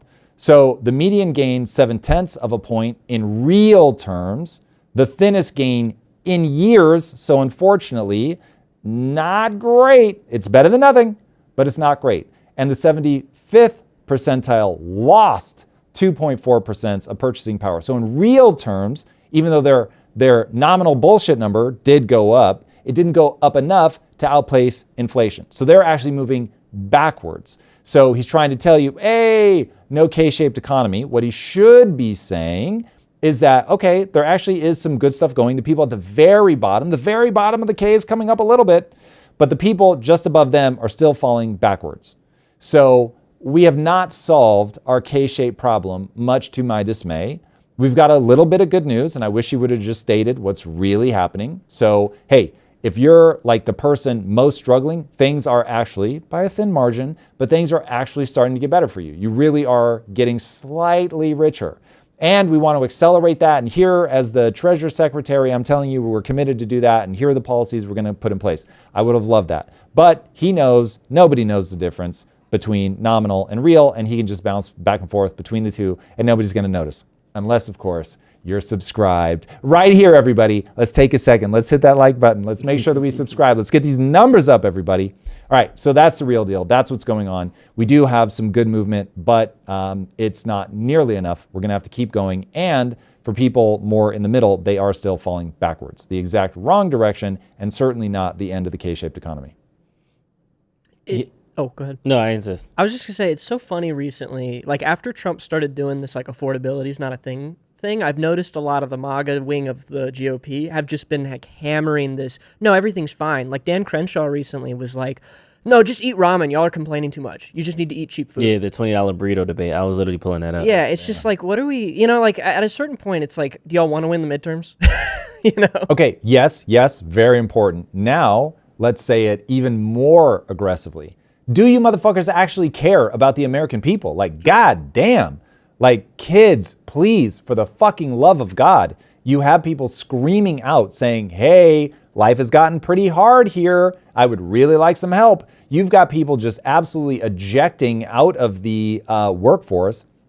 You don't eject out of the workforce unless A, you can suck off the government teat, and B, you realize that's going to be a dead end because inflation is outpacing me. You're going to know this intuitively. They're not going to be able to explain it. But inflation is outpacing me, so I'm going to fall farther behind and I'm going to work my ass while doing it when I could just suck off the government teat. What the fuck are we even talking about? I'm going to go do that thing, and I'm mad as hell because I'm one of the overproduced elites, and there's plenty of energy telling me I should be mad as hell and that I should just join this socialist movement and let's go. And listen, if you tell them to just go eat ramen when they've got a $20 burrito staring them in the face, dude, it's dumb. That is not somebody who's thinking, I actually want to help people. That's somebody they're about vibes, and so they're getting vibe checks from people that are like, yeah, fuck these kids, they're all being lazy. There's a side-by-side comparison. So when Biden was in office, America, our food prices are too high. What are we doing about inflation? Biden administration, just be vegan and stop complaining, you bunch of rubes. Then here he goes now, recently, just hearing about this dumb $20 burrito debate. Just thought I make the losers on social media angry before going to bed. Stop whining, get a job, eat ramen like the rest of us did in college on a budget with 4 roommates. The market doesn't care what you think something should cost. Only communists care. They set prices, remember? Then everyone starves, remember? Are you a communist or are you an American adult male capable of handling his own shit? Yeah, and then he got community noted, which is brilliant, saying Dan Crenshaw criticized the Biden administration for telling Americans to change dietary habits to lower their grocery bills. Dude, this is dope. And he also God bless it. Allegedly been insider trading. So, well, Jesus Christ, the entire electorate does. Yeah, so these people are nakedly political, and we should all find that absolutely disgusting. But the problem is it's a populist moment. So as long as that person's on your team, you won't care if they contradict themselves. Yeah. Dude, Francesca Hong, we haven't talked about her much, if at all. I can't remember if I brought her up yet. I've pulled her for a couple shows in a row, but we've never gotten to her. But Francesca Hong, is this the one about Thanksgiving? Yes. Listen to this. And think of this. This isn't specific to the DSA, boys and girls. This is what politicians do. But listen. So first you have to read the tweet. Otherwise, this won't make sense. Francesca Hong, 2020, cancel Thanksgiving. Hong, 2 days ago. Thanksgiving is a time that's incredibly painful for many people in our communities. Hong, today, my favorite holiday is Thanksgiving. I love it. Okay, I meant the tweet there in the image. So zoom in on that. Okay, so this is Francesca Hong back in 2020. Cancel Thanksgiving. Should have done this in 1621. If it takes a worldwide pandemic for us to realize we should stop celebrating colonialism and the original super spreader event that killed indigenous folks and women, so be it. Okay, so that's a tweet, baby. She said it. Now play this and hear from her own mouth. Thanksgiving is also a time that's incredibly painful for many people in our communities. My favorite Now stop. So now she's getting battered because of politics, and you're going to want to rewind that a little bit. She's getting battered because the DSA realizes, oh, this is stupid. The DSA puppeteers their candidates. That's Tom Bilyeu speaking. But I firmly believe this. They have an active policy in the DSA, which they have stated explicitly, that we may have agenda items that we're going full bore on, but we specifically tell our candidates, don't talk about those things, use these different words. So this is her getting pulled aside. In my opinion, I do not have information you guys don't have, but in my opinion, this is her getting pulled aside by the DSA and them going, hey, listen, you can't do the Thanksgiving thing. Get elected, then we can get rid of Thanksgiving. But for now, you got to stop it with that shit. Now play what she's saying. My favorite holiday is Thanksgiving. because I There love you have it. Thanksgiving. Yep. I don't want to cancel it. I actually love it. Thanksgiving. That's obviously bullshit. She is pandering to the camera. And dude, politicians do this all the time. This is so gross. But because everybody's playing team ball, it's like, yeah, well, she's on my team. Fuck it. She just said that she doesn't want to cancel Thanksgiving. Bitch, please. That is so wild. I can't believe people fall for that shit. Speaking of people falling for stuff, let's talk about the Iran war. Professor Jiang has a reason why the Americans can't get out of this thing. And if we do, it might be a little bit worse than we initially thought.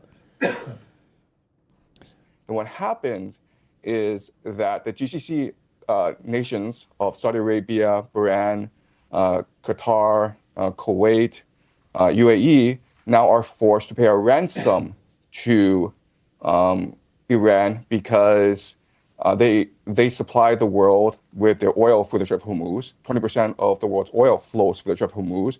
But in return, they get food. So the GCC nations import anywhere from 80 to 90% of their food from overseas. And so basically the center of gravity shifts from the petrodollar to whatever financial system that Iran wants to focus on. And it could be BRICS, it could be gold, it could be anything. But remember, the problem with that is that the US economy is a Ponzi scheme. It is dependent on the GCC investing in AI, in tech stocks, in startups like Uber in order to finance the US economy. If this financing stopped, then the US economy could face collapse. And this means that these young men could not afford their OnlyFans anymore, and this could lead to a revolution in the streets. So the consequences for America would be dire if America were to retreat from the Middle East. Who hit the bro? What was that? Oh, did someone hit bro? Was that the soundboard? I was like, surely that wasn't in the actual interview. I haven't heard that one before. That'd be funny, just mid-interview, bro. Yeah, so here's the thing. He's really onto something. First of all, I love this guy. We don't always agree, but I really think that he's got fantastic analysis. So here's the reality. Once you understand how systemically important AI is, once you understand that the GCC nations, I know everybody wants it to be Israel, but the GCC nations really are the future investment dollars into the US, then you begin to understand that if in the beginning Trump's delusion was, I'm going to go slap Iran around, I'm going to free the GCC countries from them being bullied, we're going to be able to continue to push the Abraham Accords, we're going to get all this peace in the Middle East, all these guys are going to be working together, it's going to be all economically focused. Where will those investment dollars go? They're going to go to the US. He had all of them pledging money to him, and then it didn't go the way that he expected it to go, like Venezuela. And so now we're drawn into something that is far more expensive, far more dangerous to their infrastructure. So they are way less interested in what's going on, at least many of them. And so this hasn't ended up being what they wanted it to be. Now, if all of the things about AI, and I'll speed run them here really quickly, but if the following things are true, then he's right about the precarious nature of this. Also, as you get into the petrodollar of it all, it becomes really sort of mind-boggling. Okay, so you look at the vast majority of the gains in the stock market right now are from the Magnificent Seven. Okay, so 7 stocks. We're going to talk more about, you definitely want to get into the reacts that we're going to be doing today. We're talking about something called the Nifty 50. But just know that what we're seeing is this very, very small number of companies have a massively disproportionate impact on the stock market. We've actually seen this before, specifically with destabilization in the Middle East. It is crazy how history repeats. So now you're very fragile in that a small number carry essentially all the growth in the stock market. Everybody wants their infinite returns, and so they're pouring into the stock market. You're getting these huge valuations, and it's all tied to one bet, just AI. And so if you're counting on the dollars from the GCC being invested into your AI infrastructure, and that's becoming a huge question mark because it doesn't look like the US is going to be able to win the war in Iran. They'll be able to eject out of it, but they're not going to be able to win it. If they don't win it, and then Iran is basically able to charge a toll for everything going through and can choke out the food supply coming in, which is something that not many people have been talking about. So again, shout out to Professor Jiang. What you end up with is you have Iran really being able to control those economies. And so they're going to make sure that nothing is happening that they don't want. So they're not going to be letting trillions of dollars pour into the US. They would much rather see the US economy tank. And because the US economy is precariously balanced on top of AI, you're in like a pretty rough spot. So I think that, man, this is like, once you get away from the Israel of it all, which is what everybody wants to talk about, and you really start looking at, okay, how do we end up here in the first place? Why is Trump so focused on the GCC nations from an economic standpoint? Like, what is all of this about? And then you realize, even if the US can deal without the oil going through there, that the petrodollar becomes the way that we continue to export our inflation, which is a huge part of the reason that we can run these massive deficits. And so all of that is sort of balancing on the head of a pin. So yeah, stay awake, everybody. If you invest your money, and you better, man, stay awake. Make sure that you have a strategy, which is precisely what I'm going to be talking about as we push into the reacts today. It's a video that I think is really, it triggers all the right thoughts and emotions around what you should be doing with your portfolio. It certainly did for me. Like, the video that I'm going to show you today actually triggered me reaching out to my investing team. Was like, hey, I want to make sure that we're actually continuing to push the agenda that I laid out for them a while ago. And it's like, it just was a nice kick in the ass reminder of like where we're actually at. So yes, get ready for that one. I want to go back to Iran really quick because a senior Iranian official has confirmed that Iran will impose a transit fee of 5 to 7% of cargo value on ships using the Strait of Hormuz, worth roughly $100 billion annually at pre-war traffic levels, with Chinese vessels exempt under the drafted deal, according to Reuters. Yeah, don't skip past that one. Chinese vessels exempt, baby. Teflon She playing it. Teflon She can't mess with that guy. Let's go. The 7%, the toll would generally approximate $385 million per day for a single VLCC carrying 2 million barrels of crude. The fee will be roughly $11 million with almost no cost of collection. About 97 will be pure profit. The scale is staggering. The strait would become as profitable as Alphabet, Nvidia, Apple, Microsoft, and Saudi Aramco. It would represent 15 to 20 times the Suez Canal's all-time peak revenue. For Iran, this will exceed a third of the country's GDP without pumping a barrel. This is a major boost to their economy. This is a major boost, and with China, maybe Oman as well, being exempt, some special deals get cut. This might be an L for Trump if it actually goes through this way. Dude, if it goes through this way, if it goes through this way, it is the end of America being able to win the majority of its battles through psychology. Now you will actually have to fight for everything that you want. We have to drop a nuke next time. We can't. You're never going to drop a nuke. Don't even say that. That's not going to happen. Everybody that wants to say we try to escalate. Like, you can't just let them play us like that. Earth. Let's kill it. See these lefties? You see how they are? They're just fucking bloodthirsty, these kids. So we are not going to be dropping nukes, but yes, it would be a devastating blow because when you have a world order, it basically means everybody's just like, all right, this is how things are. And so you don't have to fight about it. You just have to have the threat there. The threat does the vast majority of the work, and you can maintain the free transit of the seas. If the free transit of the seas goes away on the back of this deal, you can expect more of that in the future, and people just believing that the U.S. is not going to be able to make good on all their promises. That's what the GCC nations are learning right now. Is like, whoa, you guys can only go so far. And whether that's because you don't have the will to go all the way, or whether that's because you don't have the stockpiles to go all the way, or whether both. You don't have the stockpiles to litigate this from the air, and you don't have the will to put any boots on the ground. And they also don't have the will to take the hit to the infrastructure that they would be exposed to, because even if you pipe this overland, they're just going to send drones to hit your pipeline over and over and over. Then you realize, oh shit, I'm going to have to bury this, and I'm going to have to bury it pretty deep. And then all of a sudden it's like, oh my God, this is going to take a decade to actually build these things going around, and that's going to be extremely difficult to pull off. So yeah, we are now in very uncertain times at an absolutely critical juncture. And because all eyes really should be on China, you also have China being like, hey, we're good, right?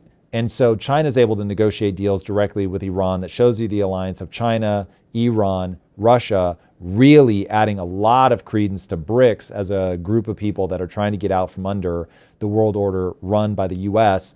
Again, the dollar, the petrodollar, being this huge part of this equation. And if that goes away, because remember, the US Treasury is no longer the largest reserve that central banks hold the world over. That's already huge. That's already catastrophic. Now it's gold. Now what happens if we don't have even the petrodollar? Buddy, man, like you start getting into a very challenging time for the US economically, for sure. It will be interesting. Okay. And here's one last question with that. It also begs the question, how far is Trump willing to go?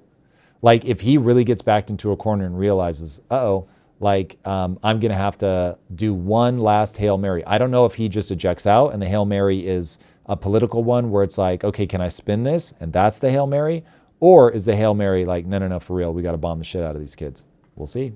Or here's something I'm thinking in real time. Or does he go mosquito fleet and start attacking everything every time they hit a ship or charge somebody money or something, that we just nice and cheap use these cruise missiles that Lucky Palmer has been building up and just start like fucking with them over and over and over just to make it a pain in the ass for them to try to hold control of the strait. I don't put it past us. And if we can do that, then we can sort of flip the script and become the pain on the other side. That'll become a question of, do we have, I mean, this is where your unsinkable battleship from Israel becomes a question. I'm thinking about this in real time. I'm way out over my skis, but it's actually a very interesting approach to be like, all right, cool. We saw the strategy. We know it works. We're going to coordinate with Ukraine. We're going to get all of their drone technology. We're going to trade them for the ability to manufacture the cruise missiles in their own country off a licensing deal. And now we're just going to fucking pester the life out of Iran. Now, it will come down to whether our allies in the region want us to do it or not, because if we're doing it largely because we want financial input from them, it's probably not a winning proposition, but it is an interesting thought exercise. I love your optimism. That's a good one. Yeah? I need that. I don't know Thank about you. that. All right, there it is. Because me and Ryan ended up at nukes, so that's a way better scenario. I don't know. I still kind of want to do news. Damn. I watched Oppenheimer and like You're ready. I could make one You're like, myself. this- Dr. Let's Strange go. love over here. Relax, guy. Relax. He's over right now with Claude, like, okay, how do I get the centrifuge going? Yeah, they banned my account weirdly. Like the government was like, What's "Oh, we're gonna going put a on?" flock camera outside your apartment." Yeah. First you defend Hassan, and Yeah. now you're asking for nukes. Exactly, And, you know? and ideological capture that guy. Escalates fast. Did you see how they get you? They're all right about me. You know? That's it. The chat called it. The chat They called it. did. They saw it coming. All right. Somebody watched the new Spider-Man and took it literally. Why I'm leaving OpenAI to build telepathy. Was that a spoiler alert on the new Spider-Man? How dare you? Technically, it was already spoiled because what was his face? Spoiled it on the red carpet. I didn't hear about Steve this. Lacy. Steve Lacy. Yes. Telepathy. Yeah. That doesn't mean anything. No, come on. It's a X-Men or Superman Marvel movie. Everybody Yeah. has telepathy. Yeah, I mean, well, telepathy is already real. It will get more real as the days go by. So this would have been 12 or 13 years ago. Yeah. Okay. 12 or 13 years ago, I had one of my employees back at a previous company. In fact, this must have been 15 plus years ago. He was like, my son has a cochlear implant and nobody realizes this, but I can talk to him over 100 yards away. And I can just whisper something in his ear. So he's like, I'll go to a baseball game and my son's out in the outfield and I just talk to him. And I was like, holy shit. So You telepathy have, like, is a microphone or something? Like, how's he talking? Yeah. So talking to your phone or whatever. Okay. I don't remember what exactly he was using for it, but yeah, that was whatever 15 years ago. So I can only imagine that things are getting better and better and better now. So yeah, the fact that we can communicate over great distances using our phones, we don't even have to speak. We can just write letters down and they can be sent anywhere on Earth. All you have to do now to actually have telepathy is go, I don't want it outside my body, I want it inside my body. That is the only difference. So it is going to happen. So you're just defining telepathy as being able to communicate without non-verbally over large distances. That's all telepathy is. Got it. So telepathy was always like this magical thing because it was like, I could say something to you, you would know it, but nobody else would know it. But I could do that right now. I could send you, like if I wanted you to pull something up and I didn't want anybody to know what I was saying, I would just send you a text. You would look at your phone, you would see it, and you'd be like, you would do the thing. Even though I never made sound, You never made sound. You see exactly what it is and you do it. So now the question is, can we put that inside the body? And the answer is yes. We're seeing that certainly from Neuralink. Now, I don't know much about this story, so I don't know what exactly they're doing. But when I hear somebody say, oh, I'm going to go build telepathy, if you'd said that to me 30 years ago, I would have said, get the fuck out of here. Like, that would have seemed so ridiculous. I would have said telepathy is not even real anyway, so what are we talking about? Now, seeing how trivial it was for us to do it through devices, then the question just becomes, can you put a device inside of us? It's already happened. Cochlear implants is a device inside your brain that takes signals from outside your brain, translates it into something that your brain can understand, and you actually hear. Dude, they're brain implants. I don't think people understand. Cochlear implants are brain interfaces. That's so wild. It's one of the greatest lines from the movie The Matrix. What is real? The interpretation of electrical chemical signals? Yeah. Yes. That is the real world. It's you taking these signals and turning them into something intelligible. We are already able to do it. Computers, you've seen the kid that can play video games he's not moving and he's playing video games. Dude, he's playing video games with his mind.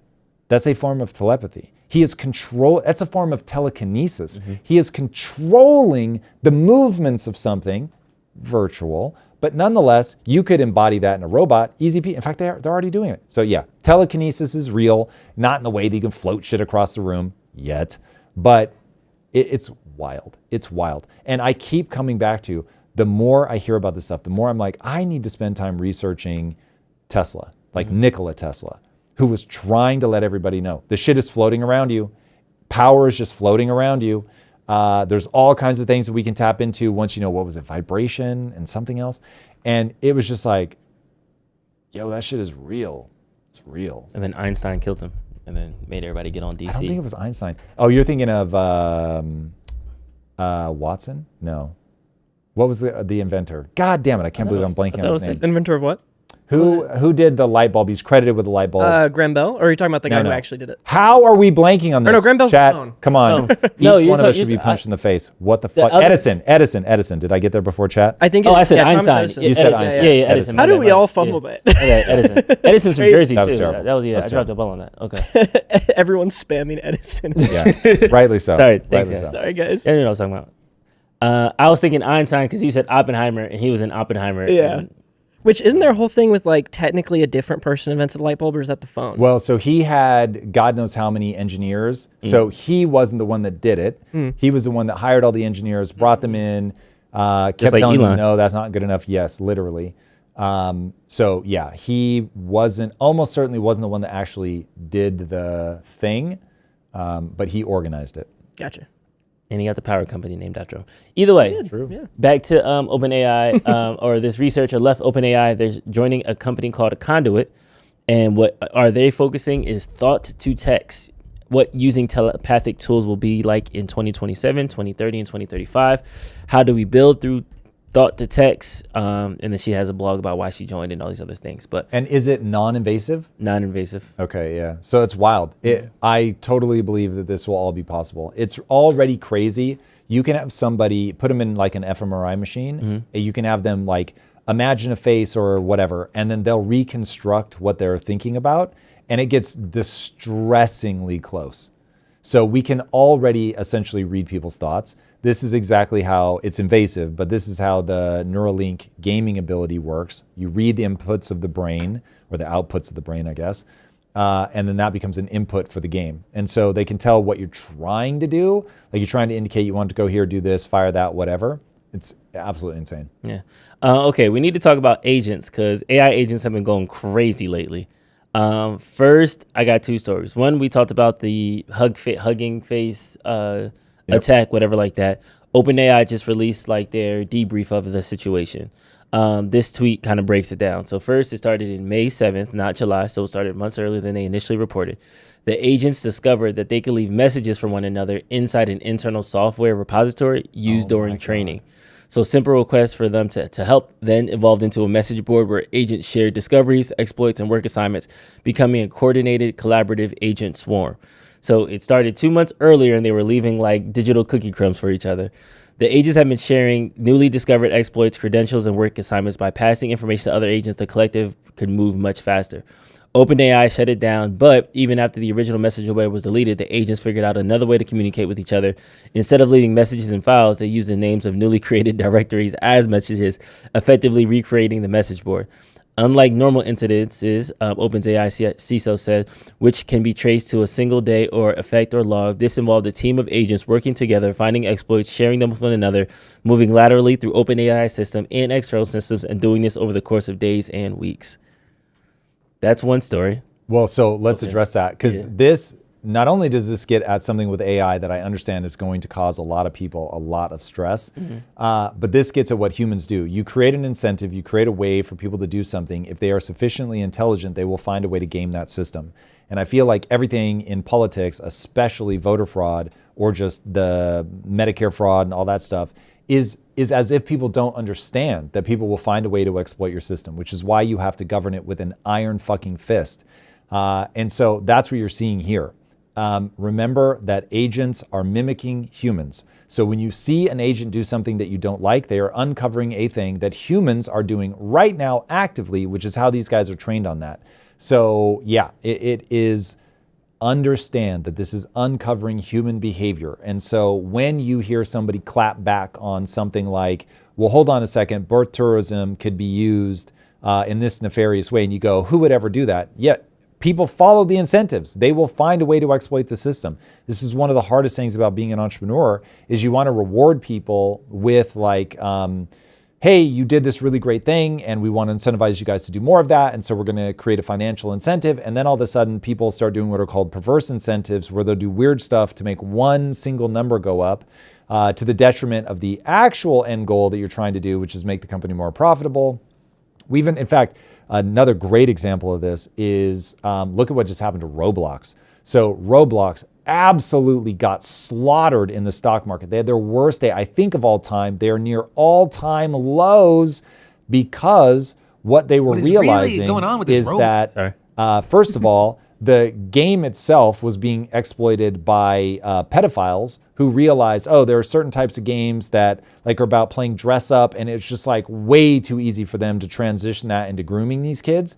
And so Roblox had to try to crush that down, realizing that they have a massive problem. And then on top of that, they're trying to do age verification because their system is being so effectively gamed by pedophiles. And that's causing massive backlash across the platform, because now they're taking scans of kids' faces. You can understand why parents don't love that. And then on top of that, they're like, oh shit, we've created this incentive structure where instead of making a game that kids love to play, we're making a game that is financially extractive.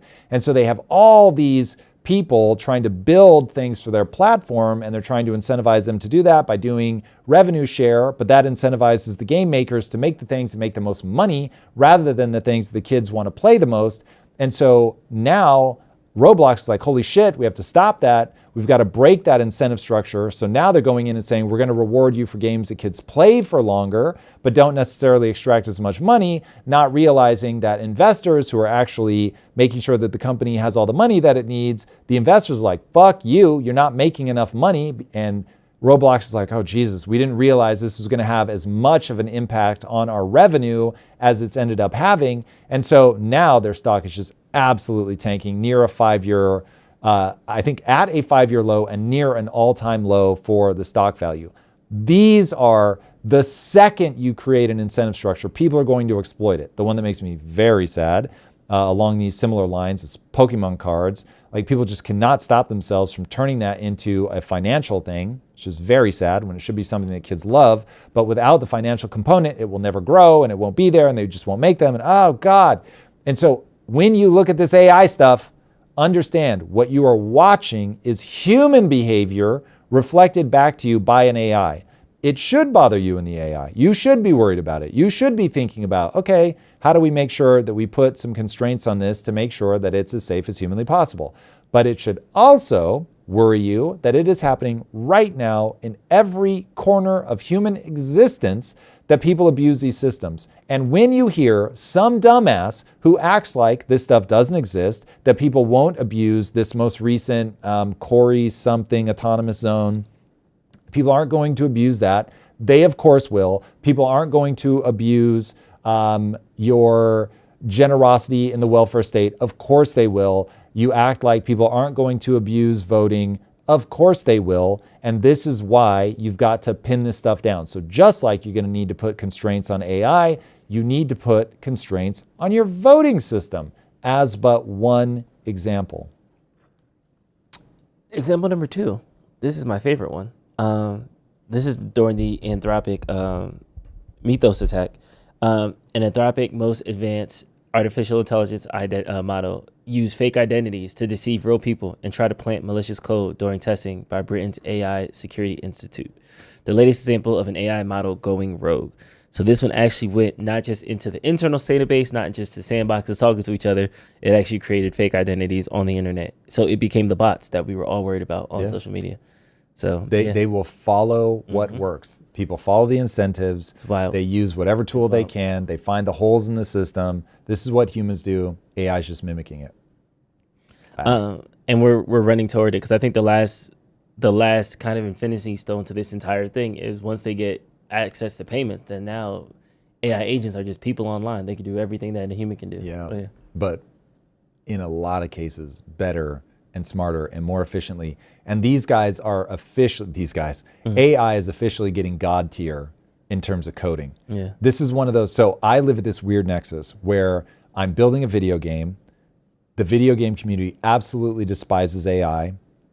If you guys have seen what the backlash that Hank Green is getting for AI, it is, hysterical might be the wrong word. I feel bad because it's really fucking stupid.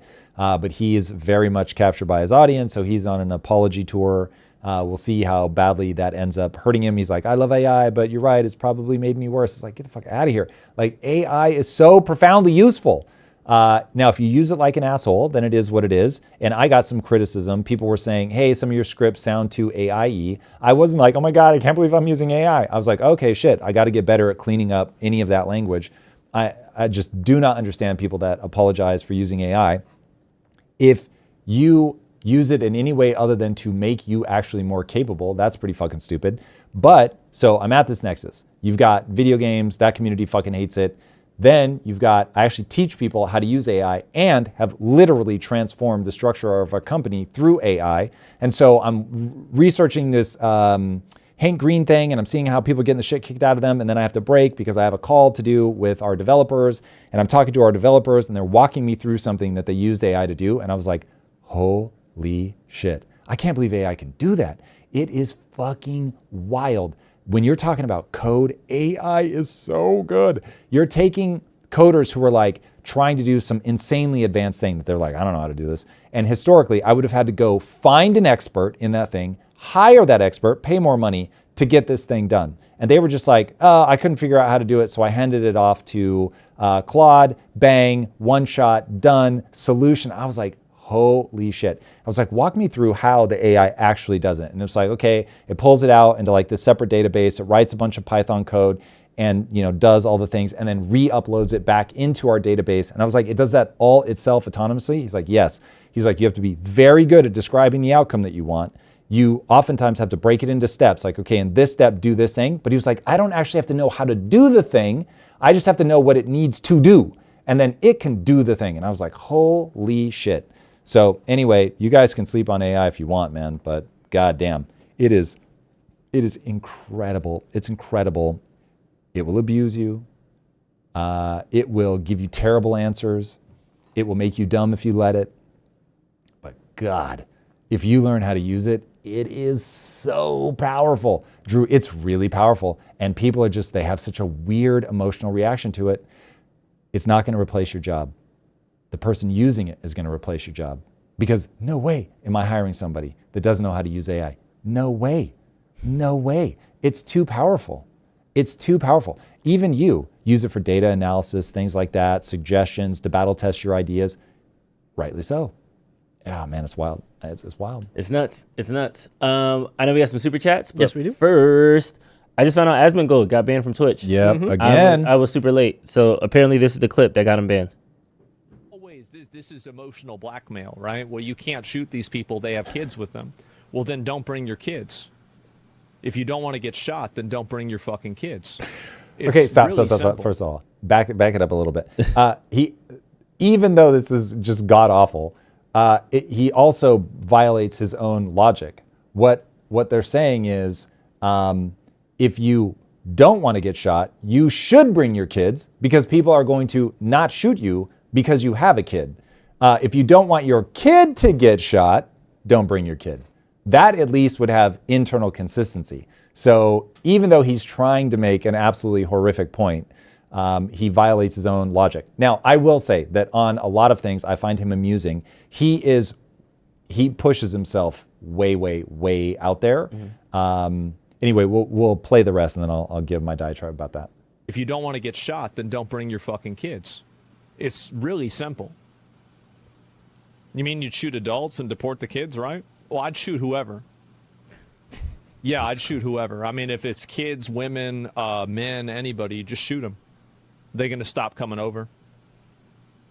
Because if you don't do that, they'll use children and women as shields to get themselves over. And then they'll put more women and children at risk because they know that they can use them as collateral so they can get more of themselves over. That's the way it works. That's the way an animal thinks, and these people are animals. Okay, so I'm not at all surprised that this got him banned from Twitch.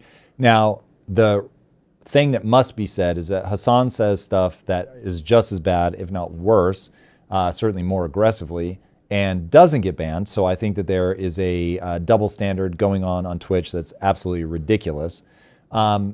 Here's the reality. I think that people say things to their audience, they get positive feedback, and they start getting more and more extreme with their feedback. He got banned at one point. This was maybe 8 months ago, maybe a year ago now. And he ends up taking a week off and he comes back and he's like, yeah, this is like, I can't remember exactly how he explained it. So this is my interpretation of it.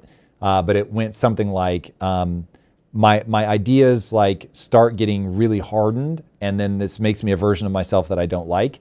I hope that he sees that in this statement, because saying that, yeah, just shoot men, women, children, doesn't matter because it will be an effective deterrent. It's a terrible idea, absolutely god-awful morally. This goes back to what what's his name was saying, Tucker Carlson, that we really do need to say, this is who we are. We're a moral force in the world. Now, if the point that he's really trying to make is that, okay, listen, we have to stop this, and we are going to arrest you if you keep coming, and we tell you, hey, listen, if you keep going, you're going to get shot. This is against the law. We consider this an invasion. Here come the guns. Everybody turn back. And you keep going, then you've got to go so far out of your way to make sure that you're only going after people that are combatants, like actual military style combatants, that if somebody gets killed in that crossfire, that you're doing everything you can to curb it, that if somebody did it intentionally, you're putting them in prison. Like, yeah, you can't treat people that are trying to come across your border as if they are wielding weapons. If they are knocking fences down and pouring over and you give them every warning and all of that, and you've got the military there and you were subduing people, and then even that gets out of hand and they're starting to throw and attack, and now you've got to bring out actual guns, that's a very different story than I see men, women, and children trying to come across the border and I'm just going to take them out. That's fucking wild. Obviously completely immoral, wildly disgusting, is not the kind of thing. So it's like, I both agree that people need to enforce their laws, but also agree with sanity that it should always be minimal force necessary. And even if we're talking, because I think this was in the context of CETA, however it's pronounced, that even looking at that footage, that isn't something that the military couldn't have stopped with non-lethal force. There's no universe in which we should be talking about gunfire. That isn't something the military couldn't stop with? The military could have stopped it with non-lethal force. Okay. And so to go, unless he spent time explaining how we stop this in a sane way with non-lethal force, and then is like, they're overwhelming your forces, they're beating people with bats, and then it's like, okay, do you start shooting? Sure. But I doubt that's where he started. Yeah. Crazy. Well, all right, let's jump over to the super chats. Yes. First up on the super chat list. Sorry, I was typing in chat. Yeah, super chat. First up from Luminous Fate. Howdy, y'all. Tom, question for you. If I wanted to start a company with no real capital to start out with, how would one seek that out? Or is there step one I should take before if the ambition of the idea is too great at the start? Yes. So the way that you want to go is you're building something that is all about product market fit. So you know you have a solution that people are desperate to have solved. If you don't have capital and it's very ambitious, then you're going to go to somebody who does have capital and you're going to say, listen, this idea is brilliant. Here it is. Lay it out for them. Show them that you understand it. Show them that you've got what it takes to be, even if you're a first-time entrepreneur, that you understand the problem, you understand the marketing, you understand how to get this moving. If all you have is an idea, you really don't have anything. People overvalue ideas. Execution is what matters. Now, if people believe that you've got the intelligence, the fortitude, the willingness to actually see this through, they will back you because people with capital are desperate for entrepreneurs that can see a good idea through.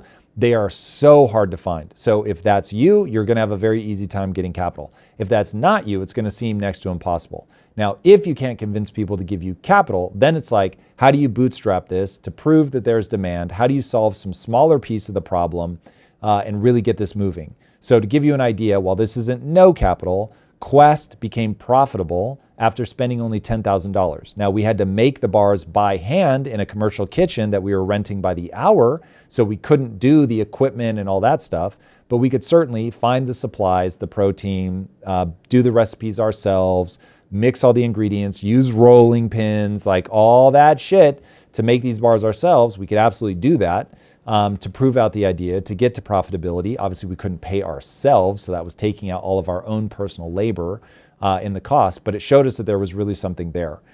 So you can go shockingly far if you're willing to throw intellectual capital at it with physical capital, nights and weekends, that kind of thing to get it off the ground. But if it's really a huge thing, like you've got some novel breakthrough on AI infrastructure architecture, you're going to have to raise capital. There's no way around that.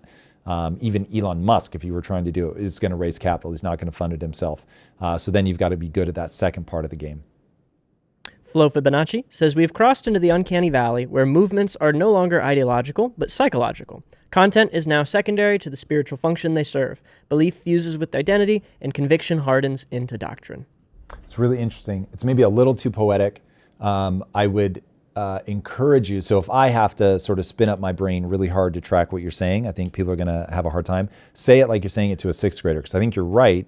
But you're going to lose a lot of people. Like, what do you mean by movements? I think you mean political movement. So anyway, the more simplistically you can state it, the better. But I think you're onto something. I think people are only interested in getting to their aim, and they will twist and manipulate anything they have to get where they want to go, for sure. Everyone thinks Warren Buffett is... Okay. Thanks, Warren Buffett. Flo Fibonacci with another 20. Thank you for the 40. Memes turn into pathogens, ideologies into epidemics. At this stage, counter-evidence registers as existential threat. Coping becomes the natural immune response. When a virus infects minds, civilizations suffer the plague. Ain't that the truth? Ain't that the truth?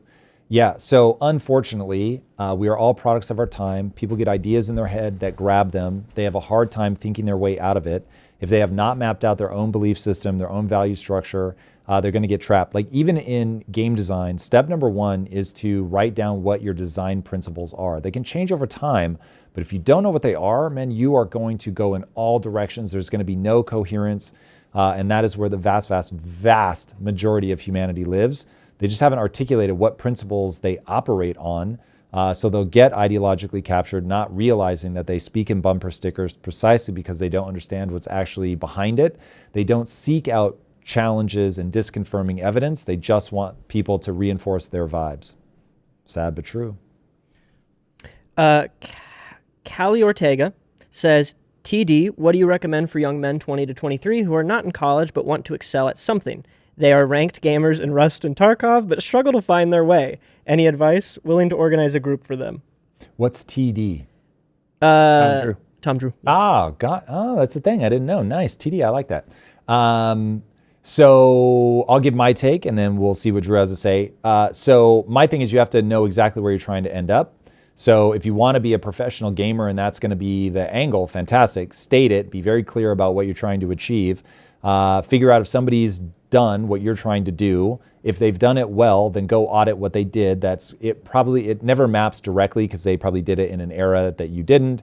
Things will be slightly different. They have different strengths and weaknesses, but at least you get a sense of like, okay, what are going to be the hurdles that I'm going to have to overcome? And then recognize that this is all about skill acquisition. So you've got to get to the point where you can outperform other people. You're so good at the thing, whether that's marketing, whether that's playing games, whether that is finance, whatever, you're actually so good at the thing that people can't stop you from doing it. So once you know where you want to get and you actually acquire the skills that are going to be required to get there, now it's just about actually going and doing the thing. But most people never pick a place that they're trying to get to. They certainly don't focus on skill acquisition.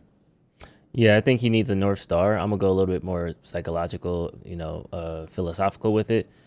I had the benefit of having an older brother, so I always kind of aspired to be like, okay, I got to get a car. And then once I get a car, then you can get a car. Now you can pick up a girl. Okay, now I got a car. Now I got a girl. Now I have to have a good job. And now I have a car and a girl. That, like, you kind of have these checkpoints in life that they're just side quests in order for you to keep going and leveling up your character. And then you look back over a long period of time and realize, okay, I learned tangible skills about saving because I had to save for a car. I knew about budgeting because I had to decide between a date or gas money. Like, you just start to pick up life skills in that process. But if you have nothing to aspire to or nobody to model or no direction that you want to go, it's easy to just wallow. So I feel like he would just need a strong mentor, somebody that he looks up to, that he respects. And then that can kind of give him a goal or some type of spark that can then help him get on this path. I'd also say, as a wise 24-year-old, hey, there it is. I'm outside the bracket, but never stop pursuing your dreams. No. From fourth grade, I knew I always wanted to work in YouTube in some capacity. And by 19, I was working for my first. Wild statement. Yeah, but by 19, I was working for my first YouTuber, and that took nothing with college. I was in high school when I started working for YouTubers. Let's go. And so just keep pushing for it and never throw your dream aside. Always keep it in the background or in your foreground or however it works for you. As long as you're doing it from a skill perspective, I'm here for it. Love that, Ryan. Thank you for that. April says, Tom, my sister is 21 with a bachelor's, making 6 figures, no debt, took advantage of running start at community college, and has never set foot on a high school campus. Wow. Is there any advantage to sending your kids to a university? So to me, university is purely a question of what are they studying and what kind of debt are they taking on. If they're going to be taking on, if you're taking on north of even 10, 20K in debt, I probably wouldn't do it at this point. If it's a degree that doesn't require anything other than the skills itself. You're never going to be a doctor. You're never going to be an engineer or an architect. Even if you know how to do the thing, if you don't have the degree, there are so many gotchas as you get out into the real world because these are highly regulated industries. So things like that, you're obviously going to need to actually go to school. But if it's something like take filmmaking, which was my degree, that's something where to go and get debt on that would just be crazy when you can just go do the thing. So yeah, if I had to do it over, I would just go do the thing. Now, if you need that transitionary period and you're not going to be taking on debt, it's great. It's a first time to live away from home, but you're still in a structured environment. Gives you something to focus on. You literally get a report card so you know how disciplined somebody's being, if they're staying focused, that kind of thing. So from that perspective, it can be great, but you need to know what's going to be the debt burden. Also be careful because school has become an indoctrination facility. So if you agree with the things that your kids are going to be taught, then great. The sort of default standard right now is very left-leaning, but if that all resonates with you, fantastic. Then you're likely to get your kid soaked in those same ideas. If that isn't the way that you look at it, you're going to have to go way out of your way. They exist, but you're going to have to go way out of your way to find one that isn't default just all the way left. So I'd be careful about that. And then ultimately, remember, college is about teaching kids more how to learn than actually learning. And so I find by far the most profound way to learn something is to actually do it and to have the outcome of your actions leave you nowhere to hide. So for instance, in filmmaking, one of the nice things is you're actually making films, and then people either like those films or they don't. On that screening, there is nowhere to hide, especially now with YouTube. You put it out, nobody gives a shit. You know it wasn't good. So being able to get into that real feedback loop is profound. So I would race kids that have the temperament for it towards that.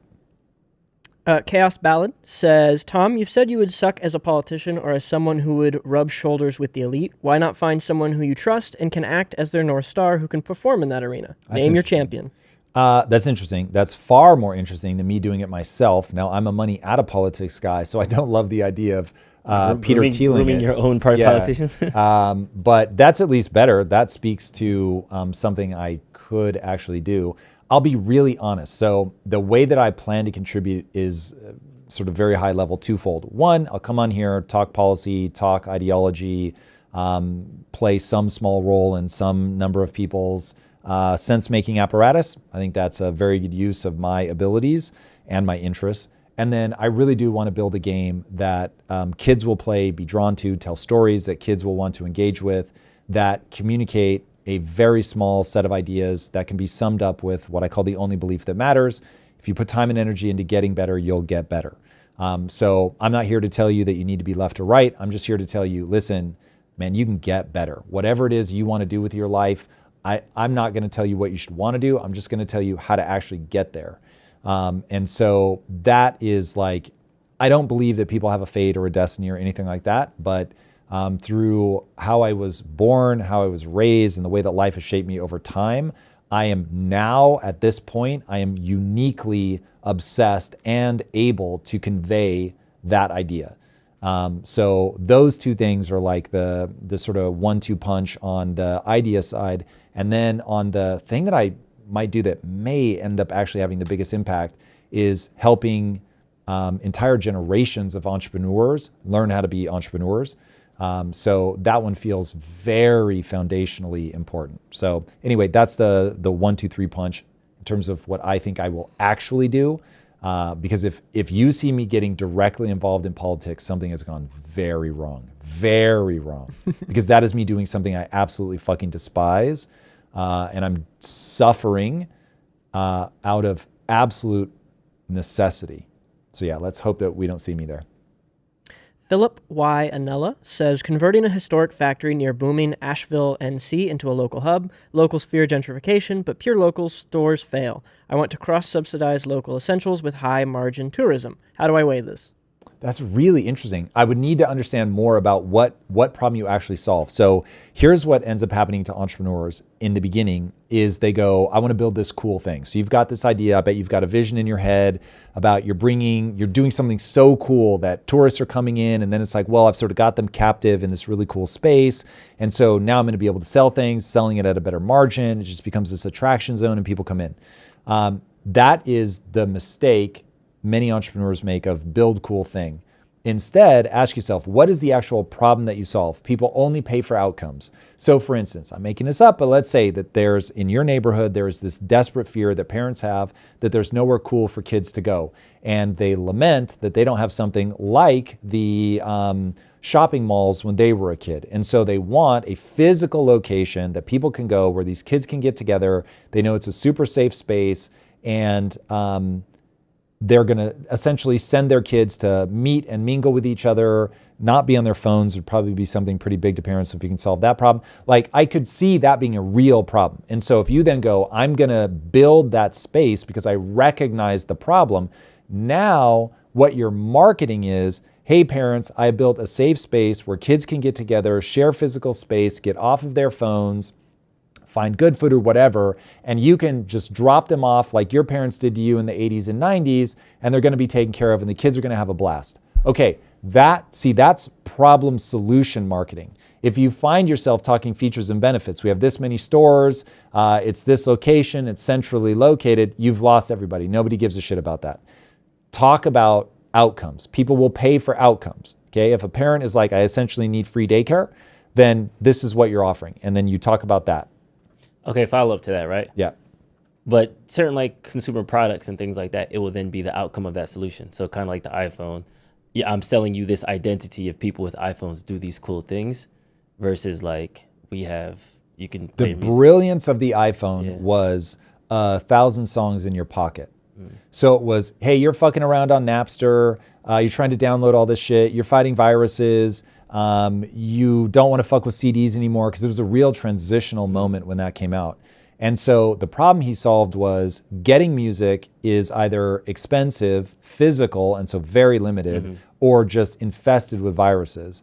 And so he created something where not only could you just carry 1,000 songs in your pocket, that you also didn't have to fight all the viruses and all that shit. Gotcha. And so people looked at that and were like, oh my God, you've solved my problem. I remember when it came out. I'm that kind of old. And so I was like, oh my God, you have solved my problem. I don't want to fuck with LimeWire. I don't want to be downloading something that might have a virus or it's the wrong version of the song or whatever. I'm not trying to get this shit for free. That doesn't even matter to me. And then he also made it cool. But he was selling against people that were trying to give you features and benefits. They weren't promising the outcome I wanted. They were just telling me this will hold like a gazillion songs. This plays back at this hertz rate. It's got this quality of audio. I'm like, that's not even on my mind. My thing is like, I got all these fucking CDs everywhere. I want to stop messing around with that. I want access to infinite music easily in a slick thing. And he was able to sum it up by showing it to you. It was cool. And then saying 1,000 songs in your pocket. I was like, yes, that is the outcome I'm looking for. Got it.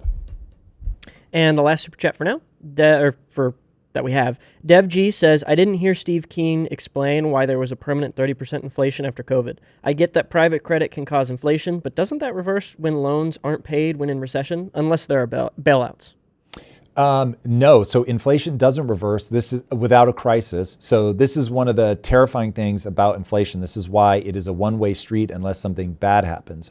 So think about a supply chain. Think about any physical product. I'll use Quest as an example because I know it so intimately. Okay, so you've got almonds, you've got almond butter, you've got peanuts, you've got, actually we almost never use peanuts. You've got the protein powder itself, which is like an offshoot of cheese manufacturing still to this day, which is wild, which is why protein can be so inelastic. And as demand skyrockets, the price skyrockets. Or if supply gets interrupted, the price skyrockets. Okay, so you've got all these different ingredients that are coming towards you. And each of them will, let's say, raise their prices because the cost of work goes up, just to keep it simple. Or like with almonds, there was an almond drought in California and that sent the price of almonds up. So now you raise your prices as your individual person. And so everybody's raised their prices. Now I want the price of my bar to come down. So I now have to go post-COVID and I have to start negotiating with all of those individual people to lower their prices. But the problem is something actually caused their price to go up. So now they've got to go negotiate with the people that caused their price to go up. And so you get into this point where it's like there's so many layers of people that have to go negotiate because they can't just lower their price if the people that caused their price to go up hasn't gone down, and no one's going to be the first person to lower their prices. So it becomes systemic through the whole thing, and nobody is.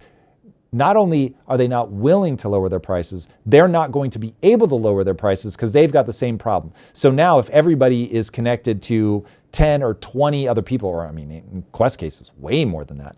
And so now it's like, Jesus, man, I have all these problems. And let's say one bar, I am able to get the cost back down, but on another bar, I'm not. Am I going to start charging different amounts for different bars? No, of course not. And so this is how it becomes like this systemic thing that just goes through the whole fucking industry. And then everybody's so interconnected and so like beholden to something else. Once the prices go up, they just stay. And so it's never 100% true, but it's like so close to 100%. Now, you can erode demand so much that now it's like, well, I'm not willing to pay that because I don't have enough demand for my product. And then that person has less demand for their product. And then it works its way back the other way. But that's a crisis. That means people don't want the thing anymore. It means businesses are going under. Employees are losing their jobs. And now employees are willing to work for less money. So it's like, yeesh. When employees start being willing to work for less money, when ingredients start costing less because employees are willing to work for less money, you are in a crisis. So you don't want to find yourself there. So you kind of have to accept prices go up, they don't come back down, unless it's like a temporary thing like oil. Then you can get the prices back down because that's a commodity. But when you've got a finished product that uses something, that's when you end up getting stuck. So if you actually want prices to come down, you need innovation. That's the punchline. Period.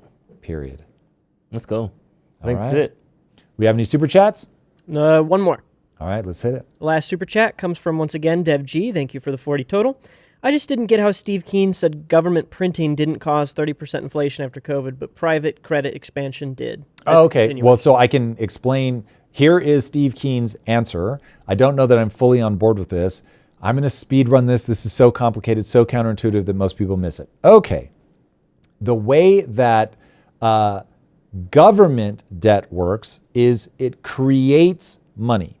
So private credit it can come in two flavors. So if somebody's loaning you money, then what they're doing is they've already got that money. It was already created by the government deficit spending. And if they're just, the bank is actually taking your deposit and loaning it out, then that's somebody, you're just shuffling money around. So it doesn't create anything. If, on the other hand, you're doing something where the bank itself is now loaning you that money, the bank is getting that from their reserves from the Fed, and the Fed made that money up for their reserves literally out of thin air. It's brand new money. And so if the Fed is trying to get the banks to buy a bunch of stuff, if they want them to hold debt, for instance, then they'll give them the money to do that. So that's new money that's being created, that's put out into the market. So there's just more money in the system. And so now as you do the deficit spending, what you end up getting is more new money being created. As you start paying that debt off, then what ends up happening there is you're actually eliminating that money, and that's going to put pressure on the value of the dollar, for instance.